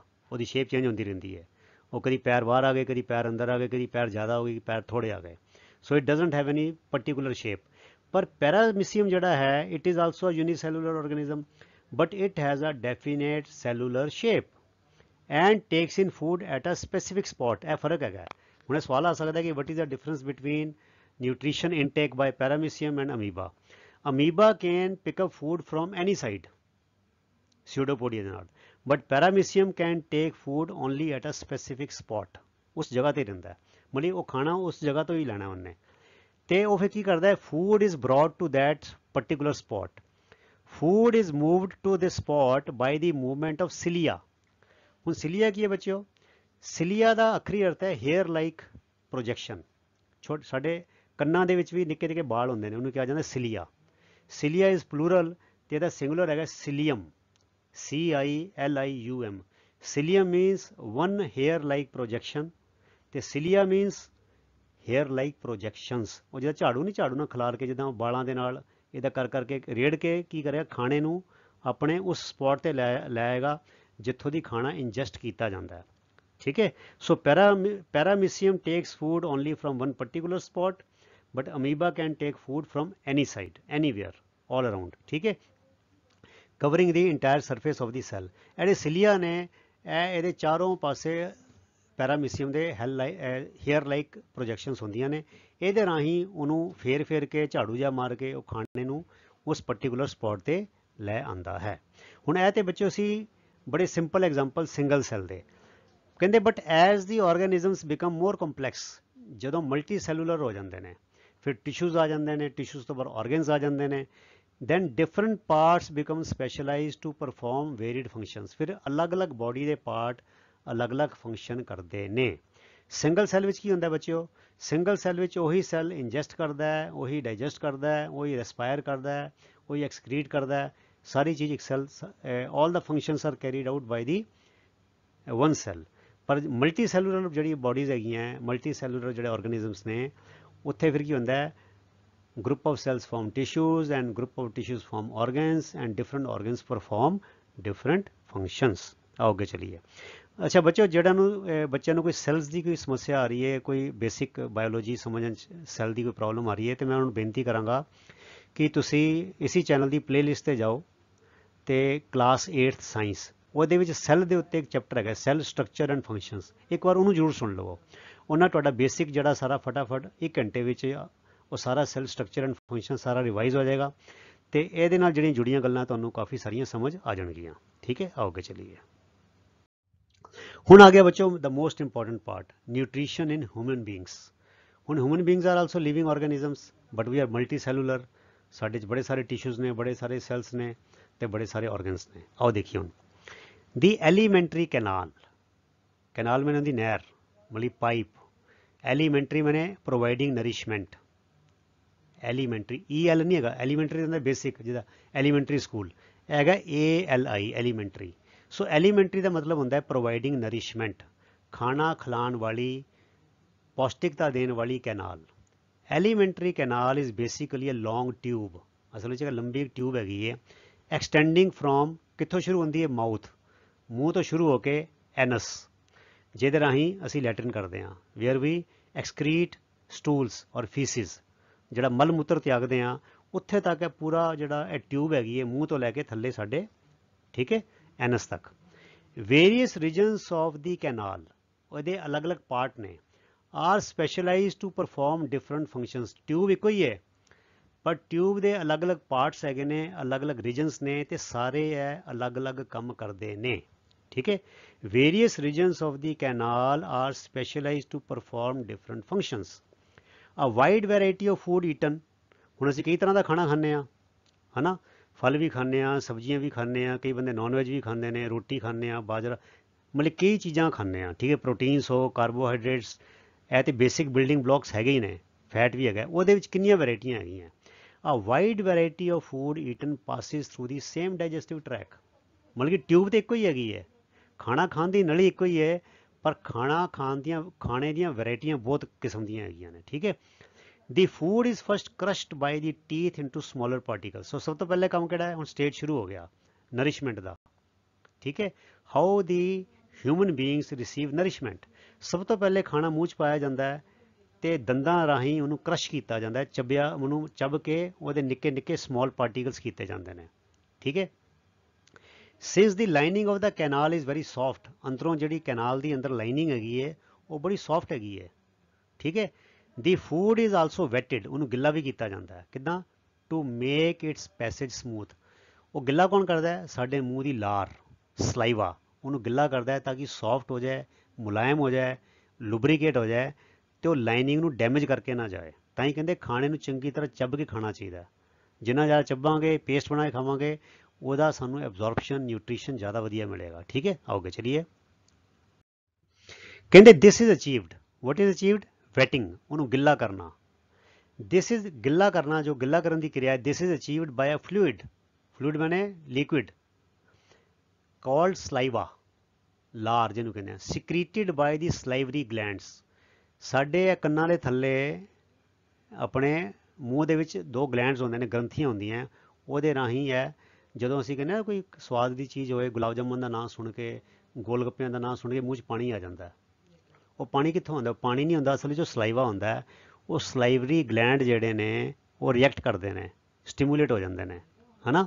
ਤਾਂ ਕਿ ਹੁਣ ਵੀ ਹੁਣ ਗੋਲਗੱਪਿਆਂ ਦਾ ਖਿਆਲ ਗਿਆ ਦਿਮਾਗ 'ਚ ਗਿਆ ਤੇ ਸਾਨੂੰ ਉਹ ਜਿਹੜਾ ਹੈ ਉਹ ਗੱਲ ਮਤਲਬ ਕਿ ਸਲਾਈਵਾ ਮੂੰਹ 'ਚ ਆ ਗਿਆ, ਉਹਨੂੰ ਅਸੀਂ ਕਹਿੰਦੇ ਮੂੰਹ 'ਚ ਪਾਣੀ ਆ ਗਿਆ। ਸੋ ਜਿਹੜਾ ਮੂੰਹ 'ਚ ਪਾਣੀ ਆਉਣਾ ਕੀ ਹੈ, ਅਸਲ ਵਿੱਚ ਸਲਾਈਵਰੀ ਗਲੈਂਡ ਰਾਹੀਂ ਸਲਾਈਵਾ ਦਾ ਨਿਕਲਣਾ ਜਿਹੜਾ ਹੈ ਉਹਨੂੰ ਹੀ ਕਿਹਾ ਜਾਂਦਾ ਹੈ ਪਾਣੀ ਆਣਾ। ਠੀਕ ਹੈ। Food ingested by us is of complex nature, ਕੁਦਰਤੀ ਗੱਲ ਇਹ ਬੜਾ ਕੰਪਲੈਕਸ ਹੈਗਾ, and needs to be broken down into smaller and simpler molecules, ਤੇ ਉਹਨੂੰ ਛੋਟੇ ਤੇ ਸਾਦੇ ਮੋਲੀਕਿਊਲਸ ਵਿੱਚ ਤੋੜਨਾ ਪੈਂਦਾ so that it can be absorbed from the alimentary canal, ਤਾਂ ਕਿ ਐਲੀਮੈਂਟਰੀ ਕੈਨਾਲ ਜਿਹੜੀ ਹੈ ਉਹਦੇ ਵਿੱਚੋਂ ਇਹਨੂੰ ਸੋਖਿਆ ਜਾ ਸਕੇ, ਇਹਨੂੰ ਐਬਜ਼ੋਰਬ ਕੀਤਾ ਜਾ ਸਕੇ, ਇਹ 'ਚੋਂ ਪੌਸ਼ਟਿਕ ਤੱਤ ਲਿੱਤੇ ਜਾ ਸਕਣ। ਠੀਕ ਹੈ। ਇਹ ਕੰਪਲੈਕਸ ਫੂਡ ਜਿਹੜਾ ਹੈ ਇਹਨੂੰ ਸਿੰਪਲਰ ਤੇ ਸਮੋਲਰ ਮੋਲੀਕਿਊਲਸ ਵਿੱਚ ਤੋੜਨਾ ਬੜਾ ਜ਼ਰੂਰੀ ਹੈ। ਤੇ this is done with the help of biological catalysts called enzymes, ਇਹ ਗੱਲ ਅਸੀਂ ਪਹਿਲੇ ਵੀ ਕਰ ਚੁੱਕੇ ਹਾਂ। ਠੀਕ ਹੈ ਨਾ। these biological catalysts or enzymes, they help in carrying out the chemical reactions. What are those chemical reactions? The breaking of complex food structure into simpler ones. These are the chemical reactions which are speeded up or brought about by the enzymes. आगे चलिए। ਹੁਣ ਬੱਚਾ ਇਹ ਦੇਖੋ ਬੜਾ ਲੜੀਵਾਰ ਚੱਲਣਾ, ਬੜਾ ਕੰਟੀਨਿਊਟੀ ਚੱਲ ਰਿਹਾ। ਮੂੰਹ ਦੀ ਗੱਲ ਖਤਮ ਹੋ ਗਈ ਹੈ, ਮੂੰਹ ਦੀ ਗੱਲ ਚੱਲ ਰਹੀ ਹੈ ਹਲੇ। ਮੂੰਹ ਵਿੱਚ ਦੰਦਾਂ ਨੇ ਚੱਬਿਆ, ਲਾਰ ਨਿਕਲੀ, ਫਿਰ ਸਲਾਈਵਾ ਵਿੱਚ ਕੀ ਹੁੰਦਾ ਹੈ? ਸਲਾਈਵਾ ਸਿਰਫ ਗਿੱਲਾ ਨਹੀਂ ਕਰਦਾ, ਇਹ ਹੋਰ ਬੜਾ ਕੁਝ ਕਰਦਾ ਹੈ। ਦੀ ਸਲਾਈਵਾ ਕੰਟੇਨਸ ਐਨ ਐਨਜ਼ਾਈਮ ਕਾਲਡ ਸਲਾਈਵਰੀ ਐਮੀਲੇਜ਼। ਇਹ ਮੈਂ ਜਿਹੜੇ ਸ਼ਬਦ ਜਿਹੜੇ ਬੱਚੇ ਮੈਂ ਕਾਲੇ ਰੰਗ 'ਚ ਕਰ ਰਿਹਾ, ਮੋਟੇ ਕਰ ਰਿਹਾ, ਬੋਲਡ ਵਿੱਚ ਕਰ ਰਿਹਾ, ਇਹਨਾਂ ਨੂੰ ਲਿਖੀ ਜਾਓ ਤੇ ਯਾਦ ਕਰ ਲਓ, ਰੱਟੇ ਲਗਾ ਲਓ। ਸੋ ਸਲਾਈਵਾ ਕੰਟੇਨਸ ਦੀ ਐਨਜ਼ਾਈਮ ਐਮੀਲੇਜ਼, ਤੇ ਇਹਦਾ ਕੰਮ ਕੀ ਹੈ? that breaks down the complex molecule of starch into simple sugar. ਇਹ ਪਤਾ ਹੋਣਾ ਚਾਹੀਦਾ ਤੁਹਾਨੂੰ, ਮੂੰਹ ਤੇ ਰੱਟਿਆ ਹੋਣਾ ਚਾਹੀਦਾ ਹੈ। saliva contains the enzyme amylase which converts starch into simple sugar. ਠੀਕ ਹੈ। ਉਹਨੂੰ ਫਿਰ ਹਜਮ ਕਰਨਾ ਸੌਖਾ ਹੈ, ਮਤਲਬ ਡਾਈਜੈਸ਼ਨ ਦਾ ਕੰਮ ਬੱਚਿਓ ਇਹ ਮੂੰਹ ਤੋਂ ਹੀ ਸ਼ੁਰੂ ਹੋ ਜਾਂਦਾ ਹੈ। ਮੂੰਹ ਤੋਂ ਹੀ ਸਲਾਈਵਾ ਨੇ ਕੀ ਕੀਤਾ? ਸਟਾਰਚ ਨੂੰ ਸਿੰਪਲ ਸ਼ੂਗਰ ਵਿੱਚ ਕਨਵਰਟ ਕਰ ਦਿੱਤਾ। the food is mixed thoroughly with saliva in the mouth by chewing and the motion of the muscular ਟੰਗ, ਤੇ ਦੰਦਾਂ ਨਾਲ ਚਬਣਾ ਤੇ ਜੀਭ ਦੇ ਨਾਲ ਹਿਲਾਉਣ ਦੇ ਨਾਲ ਕੀ ਹੁੰਦਾ ਹੈ? ਇਹ ਖਾਣਾ ਤੇ ਸਲਾਈਵਾ ਚੰਗੀ ਤਰ੍ਹਾਂ ਮਿਕਸ ਹੋ ਜਾਂਦਾ ਹੈ। ਦੀ ਮਸਲਸ ਇਨ ਦੀ ਕੈਨਾਲ ਲਾਈਨਿੰਗ ਕੰਟਰੈਕਟ ਰਿਦਮਿਕਲੀ, ਰਿਦਮਿਕਲੀ ਮੈਨੇ ਬੜੇ ਸੁਰ ਦੇ ਵਿੱਚ। ਜਿਹੜੀ ਮਸਲਸ ਨੇ ਕੈਨਾਲ ਦੀਆਂ, ਐਲੀਮੈਂਟਰੀ ਕੈਨਾਲ ਦੀਆਂ, ਉਹ ਕੰਟਰੈਕਟ ਹੁੰਦੀਆਂ ਬੜੇ ਸੁਰ ਦੇ ਨਾਲ, ਬੜੇ ਸਿੰਕਰੋਨਾਈਜੇਸ਼ਨ ਦੇ ਨਾਲ। And push the food forward, ਜਿਹੜੇ ਅੰਦਰ ਜਾਂਦਾ ਖਾਣਾ। ਤੁਸੀਂ ਦੇਖੋ ਬੱਚੋ, ਜਿੱਲੇ ਕੋਈ ਸੱਪ ਕੋਈ ਚੀਜ਼ ਨਿਕਲਦਾ ਹੈ ਤੇ ਉਹ ਕਿੱਦਾਂ ਕਰਦਾ ਹੈ? ਕੰਟਰੈਕਟ ਕਰਦਾ ਹੈ ਤੇ ਉਹ ਚੀਜ਼ ਅੱਗੇ ਜਾਈ ਜਾਂਦੀ ਹੈ, ਫਿਰ ਕੰਟਰੈਕਟ ਕਰਦਾ ਹੈ, ਚੀਜ਼ ਅੱਗੇ ਜਾਈ ਜਾਂਦੀ ਹੈ। ਬਸ ਇਸੇ ਤਰ੍ਹਾਂ ਇਹ ਸਾਡੀ ਜਿਹੜੀ ਐਲੀਮੈਂਟਰੀ ਕੈਨਾਲ ਹੈ ਇਹ ਵੀ ਕੰਟਰੈਕਟ ਕਰ ਕਰਕੇ ਫੂਡ ਨੂੰ ਅੱਗੇ ਪੁਸ਼ ਕਰਦੀ ਰਹਿੰਦੀ ਹੈ। ਠੀਕ ਹੈ। ਦਿਸ ਰੈਗੂਲੇਟਿਡ ਮੂਵਮੈਂਟ, ਰੈਗੂਲੇਟਿਡ ਮੈਨੇ controlled movement along the digestive tube, ਸਾਰੀ ਜਿਹੜੀ ਐਲੀਮੈਂਟਰੀ ਕੈਨਾਲ ਹੈ, is to ensure proper processing at every stage. ਇਹ ਕਿਉਂ ਕੀਤੀ ਜਾਂਦੀ ਹੈ? ਵੀ ਹਰ ਸਟੇਜ ਤੇ ਫੂਡ ਦੀ ਪ੍ਰੋਸੈਸਿੰਗ ਜਿਹੜੀ ਹੈ ਬੜੀ ਵਧੀਆ ਹੋ ਜਾਏ। ਅੱਗੇ ਚਲੀਏ। ਇਸ ਮੂਵਮੈਂਟ ਨੂੰ ਕੀ ਕਿਹਾ ਜਾਂਦਾ? ਇਸ ਮੂਵਮੈਂਟ ਦਾ ਇੱਕ ਨਾਮ ਹੈਗਾ, ਇਹਨੂੰ ਕਿਹਾ ਜਾਂਦਾ ਪੈਰੀਸਟੈਲਿਕ movements. these peristaltic or your contraction and pushing forward, successive muscular contractions forcing the contents onwards। ਮਤਲਬ ਕੰਟਰੈਕਟ ਕਰਨਾ, ਕੰਟੈਕਟ ਕਰਕੇ ਜਿਹੜਾ ਕੰਟੈਂਟ ਹੈ ਅੰਦਰ ਪਿਆ ਉਹਨੂੰ ਅੱਗੇ ਪੁਸ਼ ਕਰ ਦੇਣਾ, ਫਿਰ ਕੰਟਰੈਕਟ ਕਰਨਾ, ਅੱਗੇ ਪੁਸ਼ ਕਰਨਾ। ਮੈਂ ਤੁਹਾਨੂੰ ਬੜਾ ਵਧੀਆ ਐਗਜ਼ਾਮਪਲ ਦਿੱਤਾ ਹੈ, ਜਦੋਂ ਸੱਪ ਜਿਹੜਾ ਹੈ ਕੋਈ ਚੂਹਾ ਖਾਂਦਾ ਹੈ ਜਾਂ ਕੋਈ ਵੱਡਾ ਜਾਨਵਰ ਖਾਂਦਾ ਹੈ ਤੇ ਉਹ ਕੀ ਕਰਦਾ? ਉਹਨੂੰ ਚੱਬਦਾ ਨਹੀਂ ਹੈਗਾ, ਉਹ ਉਹਨੂੰ ਕੰਟਰੈਕਟ ਕਰ ਕਰਕੇ ਕੀ ਕਰਦਾ? ਅੱਗੇ ਪੁਸ਼ ਕਰਦਾ ਜਾਂਦਾ, ਆਪਣੇ ਅੰਦਰ ਲੈ ਲੈਂਦਾ। ਸੋ ਇਹਨੂੰ ਕਿਹਾ ਜਾਂਦਾ peristaltic movement. That means contractions of muscles causing the contents to move ahead onwards. ਇਸ ਮੂਵਮੈਂਟਸ ਨੂੰ ਕਿਹਾ ਜਾਂਦਾ ਹੈ ਪੈਰੀਸਟੈਲਿਕ ਮੂਵਮੈਂਟਸ। ਤੇ ਸਾਡੀ ਐਲੀਮੈਂਟਰੀ ਕੈਨਾਲ ਜਿਹੜੀ ਹੈਗੀ ਹੈ ਉਹ ਪੈਰੀਸਟੈਲਿਕ ਮੂਵਮੈਂਟਸ ਕਰਦੀ ਹੈ, ਉਹਦੇ ਨਾਲ ਜਿਹੜਾ ਖਾਣਾ ਹੈ ਉਹ ਅੱਗੇ ਪੁਸ਼ ਹੁੰਦਾ ਜਾਂਦਾ ਹੈ। ਦੇ ਅਕਰ ਆਲ ਅਲੋਂਗ ਦੀ ਗਟ। ਹੁਣ ਗਟ ਬੱਚਾ ਕਿਹੜਾ ਇਲਾਕਾ ਹੈਗਾ? ਸਟੋਮਕ ਤੋਂ ਲੈ ਕੇ ਥੱਲੇ ਐਨਸ ਤੱਕ, ਇਹਨੂੰ ਸਾਰੇ ਨੂੰ ਕਿਹਾ ਜਾਂਦਾ ਹੈ ਗਟ। ਤੇ ਮੂੰਹ ਤੋਂ ਲੈ ਕੇ ਪੇਟ ਤੱਕ ਕਿਹਾ ਜਾਂਦਾ ਹੈ ਈਸੋਫੇਗਸ। ਠੀਕ ਹੈ। ਸੋ ਜਿਹੜਾ ਗਟ ਹੈਗਾ ਇਹ ਪੂਰੇ ਗਟ ਵਿੱਚ ਜਿਹੜਾ ਹੈ ਇਹ ਪੈਰੀਸਟੈਲਿਕ ਮੂਵਮੈਂਟਸ ਚੱਲਦੀਆਂ। From the mouth the food is taken to the stomach through the food pipe ਔਰ ਈਸੋਫੇਗਸ। ਇਹ ਸਾਰੇ ਬੱਚੇ ਤੁਹਾਨੂੰ ਨਾਂ ਯਾਦ ਹੋਣੇ ਚਾਹੀਦੇ ਨੇ। ਮੂੰਹ ਤੋਂ ਲੈ ਕੇ ਢਿੱਡ ਤੱਕ ਜਿਹੜਾ ਐਲੀਮੈਂਟਰੀ ਕੈਨਾਲ ਹੈ ਉਹਦਾ ਨਾਮ ਹੈਗਾ ਈਸੋਫੇਗਸ, ਤੇ ਸਟੋਮਕ ਤੋਂ ਲੈ ਕੇ ਐਨਸ ਤੱਕ ਪੂਰੀ ਕੈਨਾਲ ਦਾ ਨਾਮ ਹੈਗਾ ਗਟ। ਠੀਕ ਹੈ। ਤੇ ਇਹਨੂੰ ਆਮ ਬੋਲੀ 'ਚ ਫੂਡ ਪਾਈਪ ਵੀ ਕਹਿ ਦਿੰਦੇ ਆ। ਪਰ ਜੋ ਇਹਦੀ ਟੈਕਨੀਕਲ ਟਰਮ ਹੈਗੀ ਹੈ, ਮੈਡੀਕਲ ਟਰਮ ਹੈਗੀ ਈਸੋਫੇਗਸ। The stomach is a large organ, बड़ा ਵੱਡਾ organ ਹੈਗਾ, and it is elastic in nature, which expands when food enters it। ਜਦੋਂ ਖਾਣਾ ਖਾਂਦੇ ਆ ਤੇ ਇਹ ਫੈਲ ਜਾਂਦਾ ਹੈ, ਗੁਬਾਰੇ ਵਾਂਗੂ ਫੁੱਲ ਜਾਂਦਾ ਹੈ। Its muscular walls thoroughly mix the food with more digestive juices। ਜਿਵੇਂ ਪਹਿਲੇ ਦੰਦਾਂ ਨੇ ਤੇ ਜ਼ੁਬਾਨ ਨੇ ਸਲਾਈਵਾ ਦੇ ਨਾਲ ਫੂਡ ਮਿਕਸ ਕੀਤਾ, ਇਸੀ ਤਰ੍ਹਾਂ ਇਹਦੀ ਮਸਕੂਲਰ ਵਾਲ ਹੈਗੀ ਹੈ, ਇਹਦੇ ਮਸਲਸ ਨੇ ਢਿੱਡ ਦੇ, ਇਹ ਹੋਰ ਡਾਈਜੈਸਟਿਵ ਜੂਸ ਛੱਡਦੇ ਨੇ, ਰਿਲੀਜ਼ ਕਰਦੇ ਨੇ ਤੇ ਇਹਨੂੰ ਹੋਰ ਚੰਗੀ ਤਰ੍ਹਾਂ ਮਿਕਸਿੰਗ ਕਰਦੇ ਨੇ। ਔਰ ਦੇਖਿਓ ਕਿਹੜੇ ਡਾਈਜੈਸਟਿਵ ਜੂਸਿਸ ਹੈਗੇ ਨੇ। ਦੀ ਗੈਸਟ੍ਰਿਕ ਗਲੈਂਡਸ, ਜਿਹਦਾ ਬੱਚਿਓ ਸਾਰੇ ਦੇਖੋ ਨਾਂ ਯਾਦ ਰੱਖੀ ਜਾਓ। ਮੂੰਹ ਦੇ ਵਿੱਚ ਕਿਹੜੇ ਗਲੈਂਡ ਹੁੰਦੇ ਨੇ? ਸਲਾਈਵਰੀ ਗਲੈਂਡਸ, ਠੀਕ ਹੈ। ਤੇ ਉਹ ਕੀ ਛੱਡਦੇ ਨੇ? ਸਲਾਈਵਾ। ਤੇ ਉਹਦੇ ਵਿੱਚ ਕੀ ਹੁੰਦਾ? ਕਿਹੜਾ ਐਂਜ਼ਾਈਮ ਹੁੰਦਾ? ਉਹਦੇ ਵਿੱਚ ਹੁੰਦਾ ਐਮੀਲੇਜ਼। ਤੇ ਐਮੀਲੇਜ਼ ਕੀ ਕਰਦਾ ਹੈ? It breaks down starch into simple sugar. ਬਸ ਇਹ ਗੱਲ ਹੋ ਗਈ। ਹੁਣ ਇਹਨੂੰ ਤੁਸੀਂ ਆਪਣੇ ਵਰਡ ਵਿੱਚ ਲਿਖ ਸਕਦੇ ਹੋ, ਠੀਕ ਹੈ। ਹੁਣ ਢਿੱਡ ਆ ਗਿਆ। ਢਿੱਡ ਦੀ ਮਸਲਸ ਕੀ ਕਰਦੀਆਂ? ਉਹ ਖਾਣੇ ਨੂੰ ਹੋਰ ਜ਼ਿਆਦਾ ਮਿਕਸਿੰਗ ਕਰਦੀਆਂ ਵਿਦ ਗੈਸਟ੍ਰਿਕ ਜੂਸਿਸ। ਤੇ ਗੈਸਟ੍ਰਿਕ ਜੂਸਿਸ ਹੈ ਕੌਣ ਛੱਡਦਾ? Gastric glands. The gastric glands present in the wall of the stomach carry out the digestion in it. ਇਹ ਫਰਦਰ ਡਾਈਜੈਸ਼ਨ ਕੰਮ ਚੱਲਦੀ ਜਾ ਰਿਹਾ, ਜਿਹੜਾ ਮੂੰਹ ਤੋਂ ਸ਼ੁਰੂ ਹੁੰਦਾ ਹੈ। ਤੇ ਇਹ ਜਿਹੜੇ ਗੈਸਟ੍ਰਿਕ ਗਲੈਂਡਸ ਨੇ ਤਿੰਨ ਚੀਜ਼ਾਂ ਰਿਲੀਜ਼ ਕਰਦੇ ਨੇ। ਇਹਨੂੰ ਯਾਦ ਕਰਨ ਤੇ ਕੀ ਤਰੀਕਾ ਹੈ ਬੱਚੋ? ਮੈਪ ਯਾਦ ਕਰ ਲਓ। ਤੁਸੀਂ ਆਪਣੇ ਦਿਮਾਗ 'ਚ ਤਸਵੀਰ ਬਣਾਓ ਕਿ ਤੁਹਾਡੇ ਸਾਹਮਣੇ ਸਟੋਮਕ ਦਾ ਮੈਪ ਪਿਆ, map, MAP। So M for mucus, A for acid, ਇਹ ਕਿਹੜਾ ਐਸਿਡ? ਹਾਈਡਰੋਕਲੋਰਿਕ ਐਸਿਡ, ਤੇ P ਫॉर ਪੈਪਸਿਨ। ਇਹ ਤਿੰਨ ਚੀਜ਼ਾਂ ਜਿਹੜੀਆਂ ਨੇ they are released by gastric glands which are present in the wall of the stomach. ਇਹ ਯਾਦ ਕਰਨ ਦਾ ਤਰੀਕਾ ਹੈ ਬੱਚੋ, ਮੈਪ। ਤੁਸੀਂ ਆਪਣੇ ਦਿਮਾਗ 'ਚ ਬਣਾਓ ਮੈਪ। ਅੱਛਾ, ਸਟੋਮਕ ਮਤਲਬ ਮੈਪ। मैप मैंने M for mucus, A for acid that is hydrochloric acid and P for pepsin, ठीक है। हुण इन्हां दे अलग अलग काम किन्ने देखो। They release hydrochloric acid, a protein digesting enzyme pepsin. So pepsin, P for pepsin, P for protein. So pepsin is an enzyme which helps in digesting the proteins. And mucus, mucus की हुंदा बच्चों? लेसदार जिहड़ी चीज़ हैगी है उन्होंने mucus कहा जाता है, जिहड़ी जल बलगम टाइप हुंदी है। हुण यह की हुंदा है? यह रिलीज क्यों करती है?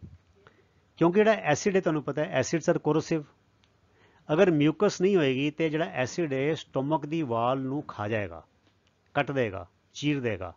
सो जी म्यूकस लेयर हैगी है बच्चों, it forms a barrier between the acid and the stomach wall. So देखो the HCl acid creates an acidic medium which helps in the action of the enzyme pepsin.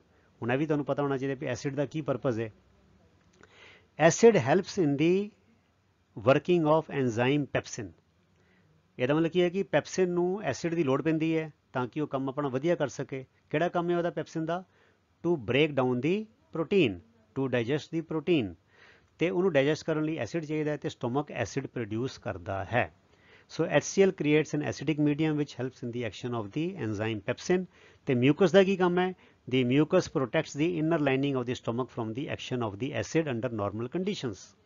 Normal condition में तो है कि फिर mucus जी मैंबरेन है, mucus जी layer है बच्चों, वो स्टोमक की वाल नूं एसिड के कोरोसिव जोड़ा एक्शन है वो तो बचा के रखती है, ठीक है। तो कई बार यह तो है कि नॉर्मल कंडीशन, जो नॉर्मल कंडीशन नहीं होंगी, जो ज़्यादा खा लें, गलत खाना खाने तो इनडाइजेशन हो जाता है। So indigestion can lead to painful excess of acid. Acid ज़्यादा हो जाएगा तो पेनफुल होएगा, जिन्होंने असीं कहने एसिडिटी। तो एसिडिटी असीं पढ़िया है जोड़ा मैं जिले वो मैं लैसन वाली वीडियो नहीं बनाए, जो असीं एसिड्स बेसिस पढ़ांगे वो पढ़ांगे कि एंटासिड खाधे जाते हैं। फिर एंटासिड की होंगे ने? They are alkaline in nature, जिदा मैगनीशियम हाइड्रोक्साइड हो गया, ठीक है, जिन्होंने असीं कहने मिल्क ऑफ मैगनीशिया। वो फिर की करते हैं? इस एसिडिटी नूं न्यूट्रलाइज कर देंगे ने। So acidity is not cured, cured तो नहीं कह सकते हैं। ਇਹਦਾ symptomatic relief, the pain can be relieved, the pain caused by acidity can be relieved by taking antacids. So how antacids work? Antacids are nothing but bases which neutralize the hydrochloric acid which has been produced in excess. ਤੇ ਜਿਹੜੇ hydrochloric acid excess ਵਿੱਚ produce ਹੁੰਦਾ ਹੈ because of indigestion, ਉਹਨੂੰ ਅਸੀਂ ਕਹਿੰਦੇ ਆ acidity, ठीक है। आओ आगे चलिए। From the stomach the food now enters the small intestine, ठीक है। स्टोमक विच यह सब हो गया। की होया बच्चों? गैस्ट्रिक ग्लैंड्स ने तीन चीज़ां रिलीज की, mucus, hydrochloric acid and pepsin. Pepsin is an enzyme which digest the protein and this action is helped by the production of acid. Mucus lines the internal lining of the stomach and protects it from the corrosive action of the acid. ठीक है, stomach तो बाद ਹੁਣ ਅਗਲਾ ਆ ਗਿਆ small intestine, ਜਿਹੜੀ ਪਤਲੀ ਵਾਲੀ ਹੁੰਦੀ ਹੈ। ਇਹ ਲੰਬੀ ਜ਼ਿਆਦਾ ਹੁੰਦੀ ਹੈ ਪਰ ਸਾਈਜ਼ ਵਿੱਚ ਪਤਲੀ ਹੁੰਦੀ ਹੈ, ਇਸ ਕਰਕੇ ਇਹਨੂੰ ਕਿਹਾ ਜਾਂਦਾ ਹੈ small intestine. This is regulated by sphincter. Sphincter ਇਹਨੂੰ ਬੋਲਣਾ ਸਫਿੰਕਟਰ। ਸਫਿੰਕਟਰ ਕੀ ਹੁੰਦਾ ਬੱਚਿਓ, ਜਿੱਦਾਂ ਇੱਕ ਨਾ ਰਿੰਗ ਸ਼ੇਪਡ ਮਸਲ ਹੁੰਦੀ ਹੈ ਗੋਲ ਜੀ, ਤੇ ਉਹ ਸੁੰਗੜਦੀ ਹੈ ਤੇ ਬੰਦ ਹੋ ਜਾਂਦੀ ਹੈ, ਤੇ ਐਕਸਪੈਂਡ ਕਰਦੀ ਹੈ ਤੇ ਖੁੱਲ ਜਾਂਦੀ ਹੈ। It acts like a valve. So this is regulated by a sphincter muscle. Sphincter muscle ਦਾ ਕੀ ਮਤਲਬ ਹੈ, muscular ring that contracts to close an opening. Contract ਹੋ ਕੇ ਬੰਦ ਕਰ ਦਿੰਦੀ ਹੈ ਤੇ ਐਕਸਪੈਂਡ ਹੋ ਕੇ ਓਪਨਿੰਗ ਨੂੰ ਖੋਲ ਦਿੰਦੀ ਹੈ। So it means sphincter is nothing but a circular ring shaped muscular valve ਹੈਗਾ। ਠੀਕ ਹੈ, which releases the food in small amounts into the small intestines। ਖਾਣਾ ਸਟਮਕ ਵਿੱਚ ਇਕੱਠਾ ਹੋ ਗਿਆ ਤੇ ਵਾਲਵ ਖੋਲ ਕੇ ਥੋੜਾ ਥੋੜਾ ਖਾਣਾ small intestine ਵਿੱਚ ਸਟਮਕ ਤੋਂ ਰਿਲੀਜ਼ ਕੀਤਾ ਜਾਂਦਾ ਹੈ। It is the longest part of the alimentary canal which coils extensively to fit into small space। ਇਹ ਸਾਡੀ ਐਲੀਮੈਂਟਰੀ ਕੈਨਾਲ ਦਾ ਸਭ ਤੋਂ ਲੰਬਾ ਹਿੱਸਾ ਹੈ। ਕਿਹੜਾ? Small intestine. ਪਰ ਬੜੇ ਛੋਟੇ ਜਿਹੀ ਥਾਂ ਤੇ ਇਹਨੇ ਜਗ੍ਹਾ ਮਿਲੀ ਹੁੰਦੀ। ਕਿਸ ਤਰ੍ਹਾਂ? ਜਿੱਦਾਂ ਸੱਪ ਕੁੰਡਲ ਮਾਰ ਕੇ ਨਹੀਂ, ਬੜਾ ਸਾਰਾ ਲੰਬਾ ਸੱਪ ਹੋਵੇ, ਛੋਟੀ ਟੋਕਰੀ 'ਚ ਆ ਜਾਂਦਾ, ਕੁੰਡਲ ਮਾਰ ਕੇ ਬਹਿ ਜਾਂਦਾ। ਸੋ ਇਹ ਜਿਹੜੀ ਛੋਟੀ ਇੰਟੈਸਟਾਈਨ ਹੈ, ਇਹਨੇ ਵੀ ਮੰਨ ਲਓ ਕੁੰਡਲੀ ਮਾਰੀ ਹੋਈ ਹੈ, ਇੱਦਾਂ ਮਤਲਬ ਲਿਪਟੀ ਹੋਈ ਹੈ। ਇਟ ਇਜ਼ ਕੁਆਇਲਡ ਐਕਸਟੈਂਸਿਵਲੀ, ਬੜੇ ਸਾਰੇ ਕੁਆਇਲਿੰਗ ਹੋਈ ਪਈ ਹੈ। ਤੇ ਉਹ ਅੱਗੇ ਤੁਹਾਨੂੰ ਇਹਦੀ ਪਿਕਚਰ ਦਿਖਾਵਾਂਗੇ ਜੋ ਤੁਹਾਡੀ ਕਿਤਾਬ 'ਚੋਂ ਲਈ ਗਈ ਹੈ, ਉਹ 'ਚ ਤੁਹਾਨੂੰ ਦੇਖ ਕੇ ਤੁਹਾਨੂੰ ਸਮਝ ਆ ਜਾਏਗੀ। ਠੀਕ ਹੈ, ਸੋ ਅੱਗੇ ਚਲੀਏ। The length of the small intestine varies in animals depending on the food they eat। ਹੁਣ ਸਾਰੇ ਐਨੀਮਲਸ ਵਿੱਚ ਫੂਡ ਇੰਟੈਸਟਾਈਨ ਦੀ ਲੰਬਾਈ ਇੱਕੋ ਜਿਹੀ ਨਹੀਂ ਹੁੰਦੀ, ਡਿਪੈਂਡ ਕਰਦਾ ਕਿਸ ਟਾਈਪ ਦਾ ਫੂਡ ਖਾਂਦੇ ਨੇ। Herbivores which survive on plants, they need a longer small intestine to allow the cellulose। Cellulose is a part of all the plant life। ਉਹ cellulose ਹੁੰਦਾ ਹੈ, ਉਹਨੂੰ ਡਾਈਜੈਸਟ ਕਰਨ ਲਈ small intestine ਦੀ ਲੰਬਾਈ ਜ਼ਿਆਦਾ ਚਾਹੀਦੀ ਹੈ। In grass to be digested। Carnivores ਜਿਹੜੇ ਮਾंस ਖਾਂਦੇ ਨੇ, they have a shorter intestine as meat is easier to digest। ਅਰਥਾਤ ਇਹਦਾ ਮਤਲਬ ਕੀ ਹੋਇਆ, ਕੁੱਤੇ ਹੋ ਗਏ, ਸ਼ੇਰ ਹੋ ਗਏ, ਭੇੜੀਏ ਹੋ ਗਏ, ਟਾਈਗਰ ਹੋ ਗਏ, ਇਹ ਸਾਰਿਆਂ ਦੀ ਸਮੋਲ ਇੰਟੈਸਟਾਈਨ ਛੋਟੀ ਹੁੰਦੀ ਹੈ, ਕਿਉਂਕਿ ਇਹ ਮੀਟ ਜ਼ਿਆਦਾ ਖਾਂਦੇ ਨੇ ਤੇ ਇਸ ਕਰਕੇ ਉਹਨੂੰ ਮੀਟ ਨੂੰ ਡਾਈਜੈਸਟ ਕਰਨਾ ਬੜਾ ਆਸਾਨ ਹੈ। ਤੇ ਗਾਵਾਂ, ਮੱਝਾਂ, ਬੱਕਰੀਆਂ, ਇਹਨਾਂ ਦੀ ਸਮੋਲ ਇੰਟੈਸਟਾਈਨ ਜ਼ਿਆਦਾ ਲੰਬੀ ਹੁੰਦੀ ਹੈ, ਬਿਕੋਜ਼ ਦੇ feed on grass and plant life, and ਉਹ 'ਚ ਸੈਲੂਲੋਜ਼ ਹੁੰਦੀ ਹੈ ਤੇ ਉਹਨੂੰ ਡਾਈਜੈਸਟ ਕਰਨ ਲਈ ਲੰਬੀ ਇੰਟੈਸਟਾਈਨ ਚਾਹੀਦੀ ਹੈ। ਠੀਕ ਹੈ, complete digestion of carbohydrates, proteins and fats takes place in the intestine। ਇਹ ਬੜੀ ਇੰਪੋਰਟੈਂਟ ਗੱਲ ਹੈ, ਨੋਟ ਕਰ ਲਓ। ਮਤਲਬ ਕਾਰਬੋਹਾਈਡਰੇਟਸ ਦਾ, ਪ੍ਰੋਟੀਨਸ ਦਾ ਤੇ ਫੈਟਸ, ਤਿੰਨੋਂ ਚੀਜ਼ਾਂ ਦਾ ਪੂਰਾ ਡਾਈਜੈਸ਼ਨ ਜਿਹੜਾ ਹੈ ਉਹ ਸਮੋਲ ਇੰਟੈਸਟਾਈਨ ਵਿੱਚ ਹੋ ਜਾਂਦਾ ਹੈ। It receives the secretions of the liver and pancreas for this purpose। ਤੇ ਇਸ ਕੰਪਲੀਟ ਡਾਈਜੈਸ਼ਨ ਨੂੰ ਕੰਪਲੀਟ ਕਰਨ ਲਈ ਇਟ ਰਿਸੀਵ ਸਮ ਮੋਰ ਸਿਕ੍ਰੀਸ਼ਨਸ। ਕਿਧਰੋਂ? ਲੀਵਰ ਤੋਂ, ਜਿਹਨੂੰ ਅਸੀਂ ਕਹਿੰਦੇ ਹਾਂ ਕਲੇਜਾ, ਤੇ ਪੈਨਕ੍ਰੀਆਸ ਤੋਂ, ਜੋ ਇਨਸੂਲਿਨ ਵੀ ਪ੍ਰੋਡਿਊਸ ਕਰਦਾ ਹੈ। ਠੀਕ ਹੈ, ਸੋ ਪੈਨਕ੍ਰੀਆਸ ਵੀ ਬੜੇ ਸਾਰੇ ਜਿਹੜੇ ਆਪਣੇ ਸਕ੍ਰੀਸ਼ਨਸ ਕਰਦਾ ਹੈਗਾ। ਸਟੋਮਕ ਵਿੱਚ ਅਸੀਂ ਗੱਲ ਕਰ ਚੁੱਕੇ ਹਾਂ ਮਿਊਕਸ ਦੀ, ਐਸਿਡ ਦੀ ਤੇ ਪੈਪਸਿਨ ਦੀ। ਹੁਣ ਗੱਲ ਆਏਗੀ ਲੀਵਰ ਦੀ ਅਤੇ pancreas the, and ਥੀਜ਼ secretions are released into small intestine। आओ आगे चलिए। Fats are present in the intestine in the form of large globules। globe ਕੀ ਹੁੰਦਾ ਬੱਚਿਓ? ਗੋਲਾ। globule ਬਣੇ ਛੋਟੇ ਛੋਟੇ ਗੋਲੇ ਬਣੇ ਹੁੰਦੇ ਨੇ। ਮਤਲਬ ਜਿਹੜੀ ਇੰਟੈਸਟਾਈਨ ਨੇ ਉਹ ਜਿਹੜੇ ਫੈਟ ਦੇ ਗੋਲੇ ਬਣ ਕੇ ਆਉਂਦੇ ਨੇ, which makes it difficult for enzymes to act on them। ਤੇ ਜਿਹੜੇ ਐਨਜ਼ਾਈਮਸ ਨੇ ਉਹ ਵੱਡੇ ਵਾਲੇ ਫੈਟ ਦੇ ਗੋਲਿਆਂ ਤੇ ਅਸਰ ਨਹੀਂ ਕਰ ਸਕਦੇ, ਆਪਣਾ ਕੰਮ ਨਹੀਂ ਕਰ ਸਕਦੇ। ਮਤਲਬ ਕਿ ਉਹ ਤਗੜੇ ਨੇ, ਮੰਨ ਲਓ, ਇਹ ਮੰਨ ਕੇ ਚੱਲੋ, ਤੇ ਉਹਨੂੰ ਛੋਟਾ ਕਰਨਾ ਪੈਣਾ। ਸੋ ਕੀ ਹੁੰਦਾ? Liver secretes digestive juice bile which is stored in gall bladder. ਠੀਕ ਹੈ, ਹੁਣ ਲੀਵਰ ਕੀ ਕਰਦਾ ਹੈ? ਉਹ ਇੱਕ ਬਾਈਲ ਜੂਸ, ਇੱਕ ਜੂਸ ਗੈਸਟ੍ਰਿਕ, ਇੱਕ ਡਾਈਜੈਸਟਿਵ ਜੂਸ ਸਿਕ੍ਰੀਟ ਕਰਦਾ ਹੈ ਜਿਹਦਾ ਨਾਮ ਹੈ ਬਾਈਲ, BILE। ਠੀਕ ਹੈ, ਬਾਈਲ ਸਿਕ੍ਰੀਟ ਕਰਦਾ ਹੈ ਤੇ ਲੀਵਰ ਦੇ ਨਾਲ ਇੱਕ ਮਸਕੂਲਰ ਸੈਕ ਹੁੰਦਾ, ਥੈਲੀ ਹੁੰਦੀ ਹੈ, ਤੇ ਇਹ ਉਹਨੂੰ ਕਿਹਾ ਜਾਂਦਾ ਗਾਲ ਬਲੈਡਰ। ਤੇ ਇਹ ਜਿਹੜਾ ਬਾਈਲ ਹੈਗਾ, ਇਹ ਸਕ੍ਰੀਟ ਹੋ ਕੇ ਲੀਵਰ ਤੋਂ ਗਾਲ ਬਲੈਡਰ ਵਿੱਚ ਸਟੋਰ ਕੀਤਾ ਜਾਂਦਾ। ਤੇ ਗਾਲ ਬਲੈਡਰ ਕੀ ਕਰਦਾ? ਫਿਰ ਇਹ ਸਮੋਲ ਇੰਟੈਸਟਾਈਨ ਵਿੱਚ ਬਾਈਲ ਨੂੰ ਰਿਲੀਜ਼ ਕਰਦਾ ਰਹਿੰਦਾ ਥੋੜਾ ਥੋੜਾ, ਜਿਵੇਂ ਜਿਵੇਂ ਲੋੜ ਪੈਂਦੀ ਹੈ। ਤੇ ਫਿਰ ਕੀ ਕਰਦਾ? ਬਾਈਲ ਸਾਲਟਸ ਦੇ break down the fat ਗਲੋਬਿਊਲਸ into ਸਮੋਲਰ ਗਲੋਬਿਊਲਸ and ਦਸ ਹੈਲਪ ਦੀ ਐਨਜ਼ਾਈਮਸ ਇਨ ਇਮਲਸੀਫਾਈਂਗ ਦੀ ਫੈਟਸ। ਜਿਹੜੇ ਵੱਡੇ ਵੱਡੇ ਗਲੋਬਿਊਲਸ ਨੂੰ ਐਨਜ਼ਾਈਮ ਕੁਝ ਕਰ ਨਹੀਂ ਸਕਦੇ, ਇਹ ਬਾਈਲ ਕੀ ਕਰਦਾ ਹੈ? ਫੈਟ ਦੇ ਵੱਡੇ ਗਲੋਬਿਊਲਸ ਨੂੰ ਛੋਟੇ ਛੋਟੇ ਕਰ ਦਿੰਦਾ, ਤੋੜ ਦਿੰਦਾ, it breaks them down into simpler ones. ਹੁਣ ਉਹ ਛੋਟੇ ਹੋ ਗਏ ਤੇ ਹੁਣ ਉੱਤੇ ਐਂਜ਼ਾਈਮ ਅਸਰ ਕਰ ਲੈਂਦੇ ਨੇ, ਤੇ ਐਂਜ਼ਾਈਮਸ ਕੀ ਕਰਦੇ ਨੇ, ਉਹਨਾਂ ਫੈਟਸ ਨੂੰ ਘੋਲ ਦਿੰਦੇ ਨੇ, ਇਮਲਸ਼ਨ ਬਣਾ ਦਿੰਦੇ ਨੇ, ਇਮਲਸ਼ਨ ਘੋਲ ਬਣਾ ਦਿੰਦੇ ਨੇ ਬਾਕੀ ਜਿਹੜਾ ਲਿਕੁਇਡ ਦੇ ਨਾਲ, ਠੀਕ ਹੈ, ਇਮਲਸੀਫਾਈ ਕਰ ਦਿੰਦੇ ਨੇ, ਠੀਕ ਹੈ। ਐਡੀਸ਼ਨਲੀ ਇਹ ਕੰਮ ਬਾਈਲ ਹੋਰ ਵੀ ਕਰਦਾ ਹੈ। Bile also makes the acidic food coming from the stomach. Food ਜਿਹੜਾ ਸਟੋਮਕ ਤੋਂ ਆਉਂਦਾ ਉਹ ਐਸਿਡਿਕ ਹੈਗਾ, ਕਿਉਂ? ਕਿਉਂਕਿ ਸਟੋਮਕ ਵਿੱਚ ਜਿਹੜੇ ਗੈਸਟ੍ਰਿਕ ਗਲੈਂਡ ਸੀ ਉਹਨਾਂ ਨੇ ਹਾਈਡਰੋਕਲੋਰਿਕ ਐਸਿਡ ਰਿਲੀਜ਼ ਕੀਤਾ ਹੁੰਦਾ ਹੈ, ਤੇ the food which enters from stomach to the small intestine is acidic in nature। ਤੇ ਬਾਈਲ ਕੀ ਕਰਦਾ ਹੈ, ਇਹ ਐਸਿਡਿਕ ਫੂਡ ਨੂੰ ਐਲਕੇਲਾਈਨ ਬਣਾ ਦਿੰਦਾ ਹੈ। ਐਲਕੇਲਾਈਨ ਬਣਾਉਣ ਦੀ ਕੀ ਜ਼ਰੂਰਤ ਹੈ? so that the pancreatic enzymes can act on it। Stomach ਵਿੱਚ ਹਾਈਡਰੋਕਲੋਰਿਕ ਐਸਿਡ ਕਿਉਂ ਰਿਲੀਜ਼ ਹੋਇਆ ਸੀਗਾ? so that the pepsin can do its work better। ਉਹਨੂੰ ਐਸਿਡਿਕ ਐਟਮੋਸਫੀਅਰ ਚਾਹੀਦਾ ਹੈ। ਹੁਣ ਜਿਹੜੇ ਪੈਨਕ੍ਰੀਆਟਿਕ ਐਂਜ਼ਾਈਮ ਹੈਗੇ ਨੇ ਉਹਨਾਂ ਨੂੰ ਐਲਕੇਲਾਈਨ ਐਟਮੋਸਫੀਅਰ ਚਾਹੀਦਾ ਹੈ।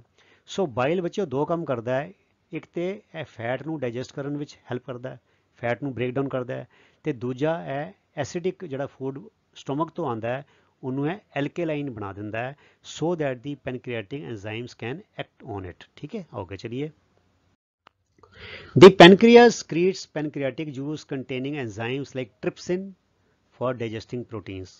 तो सीधा याद रख लो PRT है ना प्रोटीन्स ਵਿੱਚ PRT PERT ਤੇ TERP TRP ਤੇ PRT proteins trypsin ਤੇ lipase for breaking down emulsified fats। ਮੈਂ lipase ਨੂੰ ਕਿੱਦਾਂ ਕਰ ਗਿਆ, ਮੰਨ ਲਓ ਕੋਈ ਬੰਦਾ ਫੈਟ ਨੂੰ ਲੱਪਾ-ਲੱਪ ਚੱਟੀ ਜਾ ਰਿਹਾ, ਲੱਪਾ-ਲੱਪ ਨੇ ਲੱਪ ਕਰਕੇ, ਸੋ lipase ਫੈਟ ਨੂੰ lipase ਨਾਲ ਜੋੜ ਲਓ ਤੇ ਟ੍ਰਿਪਸਿਨ ਨੂੰ ਪ੍ਰੋਟੀਨ ਦੇ ਨਾਲ ਜੋ TRP PRT ਪ੍ਰੋਟੀਨ।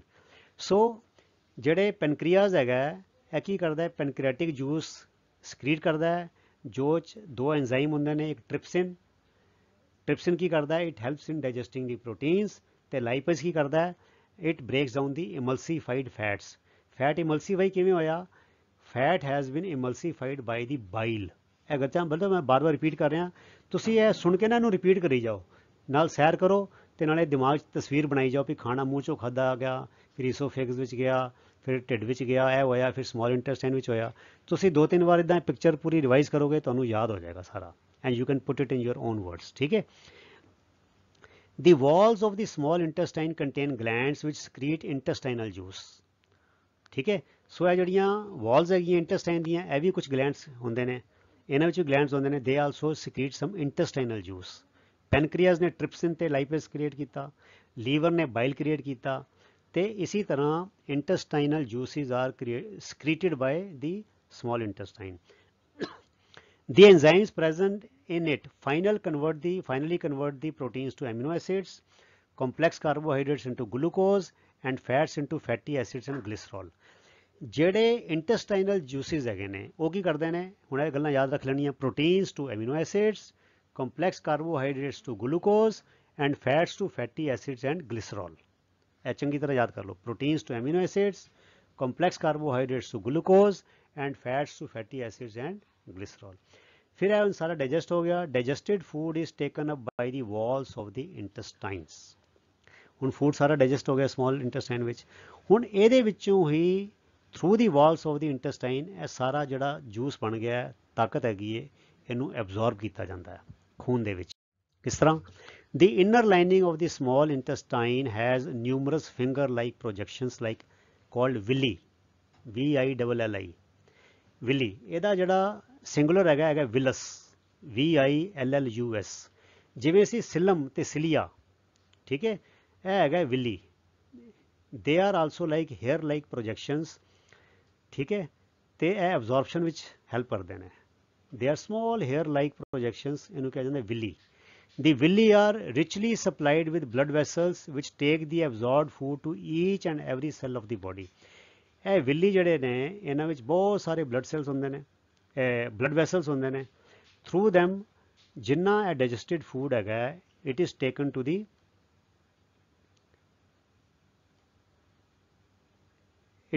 ਦੀ ਬਲੱਡ। ਠੀਕ ਹੈ, ਉਹਦੇ 'ਚ ਬਲੱਡ ਵਿੱਚ ਐਬਜ਼ੌਰਬ ਕੀਤਾ ਜਾਂਦਾ ਹੈ।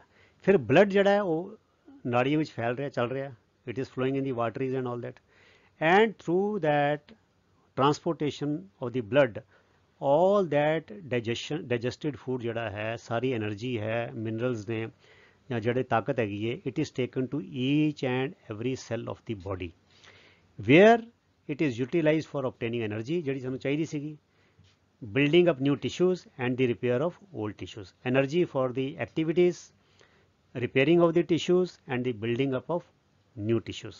So repairing ਵੀ ਹੋ ਗਈ, maintenance ਵੀ ਹੋ ਗਈ ਤੇ activities ਵੀ ਹੋ ਗਈਆਂ. ਸੋ ਇਸ ਤਰ੍ਹਾਂ ਹਰ ਸੈੱਲ ਤੱਕ ਜਿਹੜੀ ਫਾਈਨਲੀ એનર્ਜੀ ਜਿਹੜੀ ਹੈ ਉਹ ਜਾਂਦੀ ਹੈ. ਸੋ ਕਿਸ ਤਰ੍ਹਾਂ ਅਸੀਂ ਆਟੋਟ੍ਰੋਫਸ ਦਾ ਦੇਖਿਆ, ਫਿਰ ਯੂਨੀਸੈਲੂਲਰ ਦਾ ਦੇਖਿਆ, ਤੇ ਫਿਰ ਅਸੀਂ ਉਹਨੇ ਮਲਟੀ ਸੈਲੂਲਰ ਹਿਊਮਨ ਬੀਇੰਗਸ ਦਾ ਐਗਜ਼ਾਮਪਲ ਦੇਖਿਆ ਕਿ how the nutrition the process it starts from the mouth and ਇਹ ਸਮॉल ਇੰਟੈਸਟਾਈਨ ਤੱਕ ਜਿਹੜਾ ਡਾਈਜੈਸ਼ਨ ਹੈਗਾ ਪੂਰਾ ਕੰਪਲੀਟ ਹੋ ਜਾਂਦਾ ਹੈ. ਹੁਣ ਜਿਹੜਾ ਅਨਐਬਜ਼ੌਰਬਡ ਫੂਡ ਹੈਗਾ, unabsorbed food which is waste is sent into the large intestine. ਉਹ large intestine ਵਿੱਚ ਭੇਜ ਦਿੱਤਾ ਜਾਂਦਾ ਹੈ, where its wall absorb more water from the, ਉਹ ਹੁਣ ਵਿਸਕਸ ਹੁੰਦਾ ਹੈ, ਇਹ 'ਚੋਂ ਹੋਰ ਪਾਣੀ ਸੋਖਿਆ ਜਾਂਦਾ ਹੈ from this material. The rest of the material is removed from the body via anus. Anus ਜਿਹਦੇ ਰਾਹੀਂ we excrete our stools or feces. ਠੀਕ ਹੈ. The exit of this waste material is again regulated by the anal sphincter. ਜਿਵੇਂ stomach ਵਿੱਚ sphincter ਹੁੰਦਾ ਹੈ, ਇੱਕ ring muscular ring ਦਾ valve ਹੁੰਦਾ ਹੈ, ਇਸੀ ਤਰ੍ਹਾਂ ਐਨਸ ਵਿੱਚ ਵੀ ਇੱਕ ਐਨਲ ਸਫਿੰਕਟਰ ਹੁੰਦਾ ਹੈ which controls the passage of faeces. ਠੀਕ ਹੈ ਬੱਚਿਓ. So I think with this we come to the end of this section on nutrition. ਆਓ ਹੁਣ ਤੁਹਾਨੂੰ ਡਾਇਗਰਾਮ ਜਿਹੜਾ ਪਿਕਚਰ ਹੈ ਉਹ ਦਿਖਾਈਏ, ਉਹਨਾਂ ਤੁਹਾਨੂੰ ਬੜਾ ਥੋੜਾ ਆਸਾਨ ਹੋ ਜਾਏਗਾ. ਇੱਕ ਇਹ ਟੰਗ ਹੈਗੀ ਹੈ, ਦੇਖੋ ਇਹ ਮਾਊਥ ਹੈਗਾ, ਇੱਥੇ ਸਲਾਈਵਰੀ ਗਲੈਂਡਸ ਹੁੰਦੇ ਨੇ, ਇਹ ਜਿਹੜਾ ਇੱਥੋਂ ਦੀ ਲੈ ਕੇ ਇੱਥੇ ਤੱਕ ਹੈਗਾ ਈਸੋਫੇਗਸ, ਜਿਹਨੂੰ ਕਿਹਾ ਜਾਂਦਾ ਫੂਡ ਪਾਈਪ. ਇਹ ਬੱਕਲ ਕੈਵਿਟੀ ਹੈਗੀ ਹੈ, ਜਿਹੜੀ ਕੈਵਿਟੀ ਮਤਲਬ ਕਿ ਖੁੱਤੀ ਜਿਹੜੀ ਮੂੰਹ ਦੀ ਹੈਗੀ ਇਹਨੂੰ ਕਿਹਾ ਜਾਂਦਾ ਹੈ ਬੱਕਲ ਕੈਵਿਟੀ. ਠੀਕ ਹੈ. ਫਿਰ ਇਹ ਬੱਚੋ ਦੇਖੋ ਇਹ ਲੀਵਰ ਹੈਗਾ, ਇਹ ਲੀਵਰ ਦੇ ਨਾਲ ਹੀ ਉੱਤੇ ਇਹਦੇ ਨਾਲ ਜੁੜਿਆ ਹੈ muscular sac which is gall bladder. Liver ਜਿਹੜਾ ਹੈ ਬਾਈਲ ਸਕ੍ਰੀਟ ਕਰਦਾ ਹੈ, it is stored in the gall bladder. ਇਹ 'ਚ ਇੱਕ ਡਕਟ ਹੈਗਾ, through this duct the bile is released into the small intestine. ਠੀਕ ਹੈ. ਇਹ ਸਟੋਮਕ ਹੈਗਾ, ਇਹਦੇ ਵਿੱਚ ਮੈਂ ਤੁਹਾਨੂੰ ਦੱਸਿਆ ਮਿਊਕਸ, ਜਿਹੜੇ ਗੈਸਟ੍ਰਿਕ ਗਲੈਂਡਸ ਹੈਗੇ ਨੇ ਦੇ ਸਿਕ੍ਰੀਟ ਮਿਊਕਸ, ਦੇ ਸਿਕ੍ਰੀਟ ਐਸਿਡ ਐਂਡ ਦੇ ਸਿਕ੍ਰੀਟ ਪੈਪਸਿਨ. ਸਮॉल ਇੰਟੈਸਟਾਈਨ ਇਹਦੇ ਵਿੱਚ ਕਿਹੜੇ ਫਿਰ ਇੰਟੈਸਟਾਈਨਲ ਜਿਹੜੇ ਜੂਸਿਸ ਹੈਗੇ ਨੇ, they break down carbohydrates into glycerol, into simple products, proteins into amino acids, ਤੇ fats into fatty acids and glycerol and carbohydrates into glucose. ਠੀਕ ਹੈ. ਤੇ ਫਿਰ ਜਿਹੜਾ ਲੀਵਰ ਹੈਗਾ ਉਹ ਬਾਈਲ ਸਕ੍ਰੀਟ ਕਰਦਾ ਹੈ, ਉਹ 'ਚ ਟ੍ਰਿਪਸਿਨ ਹੁੰਦਾ ਹੈ, ਉਹ 'ਚ ਲਾਈਪੇਜ਼ ਹੁੰਦਾ ਹੈ, ਤੇ ਜਿਹੜਾ ਪੈਨਕ੍ਰੀਆਟਿਕ ਜੂਸਿਸ ਹੈਗੇ ਨੇ ਹੈ ਨਾ, ਦੇ also carry out there work. ਤੇ ਇਹ ਜਿਹੜੀ ਹੈਗੀ ਕੁਆਇਲਡ ਅਪ ਜਿਹੜੀ ਹੈਗੀ ਹੈ ਦੇਖੋ ਛੋਟੀ, ਇਹ ਹੈਗੀ ਸਮॉल ਇੰਟੈਸਟਾਈਨ. ਤੇ ਇਹ ਜਿਹੜੀ ਸਮॉल ਇੰਟੈਸਟਾਈਨ ਹੈ ਫਿਰ ਇੱਥੋਂ ਦੀ ਹੈ ਕਿ ਇਹ ਦੇਖੋ ਇਹ ਜਿਹੜੀ ਹੈਗੀ ਹੈ ਇਹ ਹੈਗੀ ਲਾਰਜ ਇੰਟੈਸਟਾਈਨ. ਇੱਥੋਂ ਆ ਕੇ ਇਹ ਜਿਹੜਾ ਹੈਗਾ ਇਹ ਐਨਸ ਹੈਗਾ, ਇੱਥੋਂ ਸਟੂਲਸ ਜਾਂ ਫੀਸਿਸ ਲੈਟਰਿਨ ਜਿਹੜੀ ਪਾਸ ਹੁੰਦੀ ਹੈ. ਇਹ ਅਪੈਂਡਿਕਸ ਹੈਗੀ ਹੈ, ਲਾਰਜ ਇੰਟੈਸਟਾਈਨ, ਸਮॉल ਇੰਟੈਸਟਾਈਨ, ਸਾਰਾ ਕਲੀਅਰ ਦੇਖੋ. ਲੀਵਰ, ਪੈਨਕ੍ਰੀਆਜ਼, ਬਾਈਲ ਡਕਟ, ਗਲ ਬਲੈਡਰ, ਇਹ ਡਾਇਫਰਾਮ ਹੈ.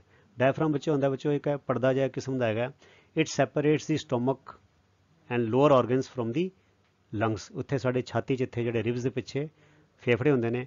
ਸੋ diaphragm separates the stomach from the lungs. So with this we come to the end of this video. ਇਹ ਬੱਚੋ ਨਿਊਟ੍ਰੀਸ਼ਨ ਦਾ ਸੀਗਾ, ਬੜਾ ਇੰਪੋਰਟੈਂਟ.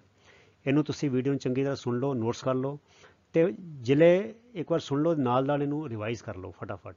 ਤੇ ਜਿਲੇ ਤੁਸੀਂ 2-3 ਵਾਰ ਆਪਣੇ ਦਿਮਾਗ 'ਚ ਇਹਨੂੰ ਰਨ ਕਰ ਲਓਗੇ ਪਿਕਚਰ ਦੇਖ ਕੇ, ਤੇ ਜੋ ਤੁਹਾਨੂੰ ਸਮਝਾਇਆ ਗਿਆ ਹੈ ਬੜਾ ਸਿੰਪਲ ਕਰਕੇ ਮੈਂ ਕਨਸਾਈਜ਼ ਕਰਕੇ ਬਣਾ ਦਿੱਤਾ ਹੈ. ਸੋ ਇਹ ਸਾਡਾ ਸੀ ਨੋਟਸ ਪਾਰਟ 2. ਹੁਣ ਅੱਗੇ ਵਿੱਚ ਜਿਹੜਾ ਅਗਲਾ ਸੈਕਸ਼ਨ ਆਏਗਾ ਸ਼ਾਇਦ ਰੈਸਪੀਰੇਸ਼ਨ ਹੈਗਾ, that will try to cover in notes part 3. So ਅਗਲੇ ਵੀਡੀਓ ਤੱਕ ਲਈ ਗੁੱਡ ਬਾਏ. ਤੁਹਾਡਾ ਸਾਰਿਆਂ ਦਾ ਬਹੁਤ ਬਹੁਤ ਧੰਨਵਾਦ. ਰੱਬ ਰਾਖਾ. Thank you very much.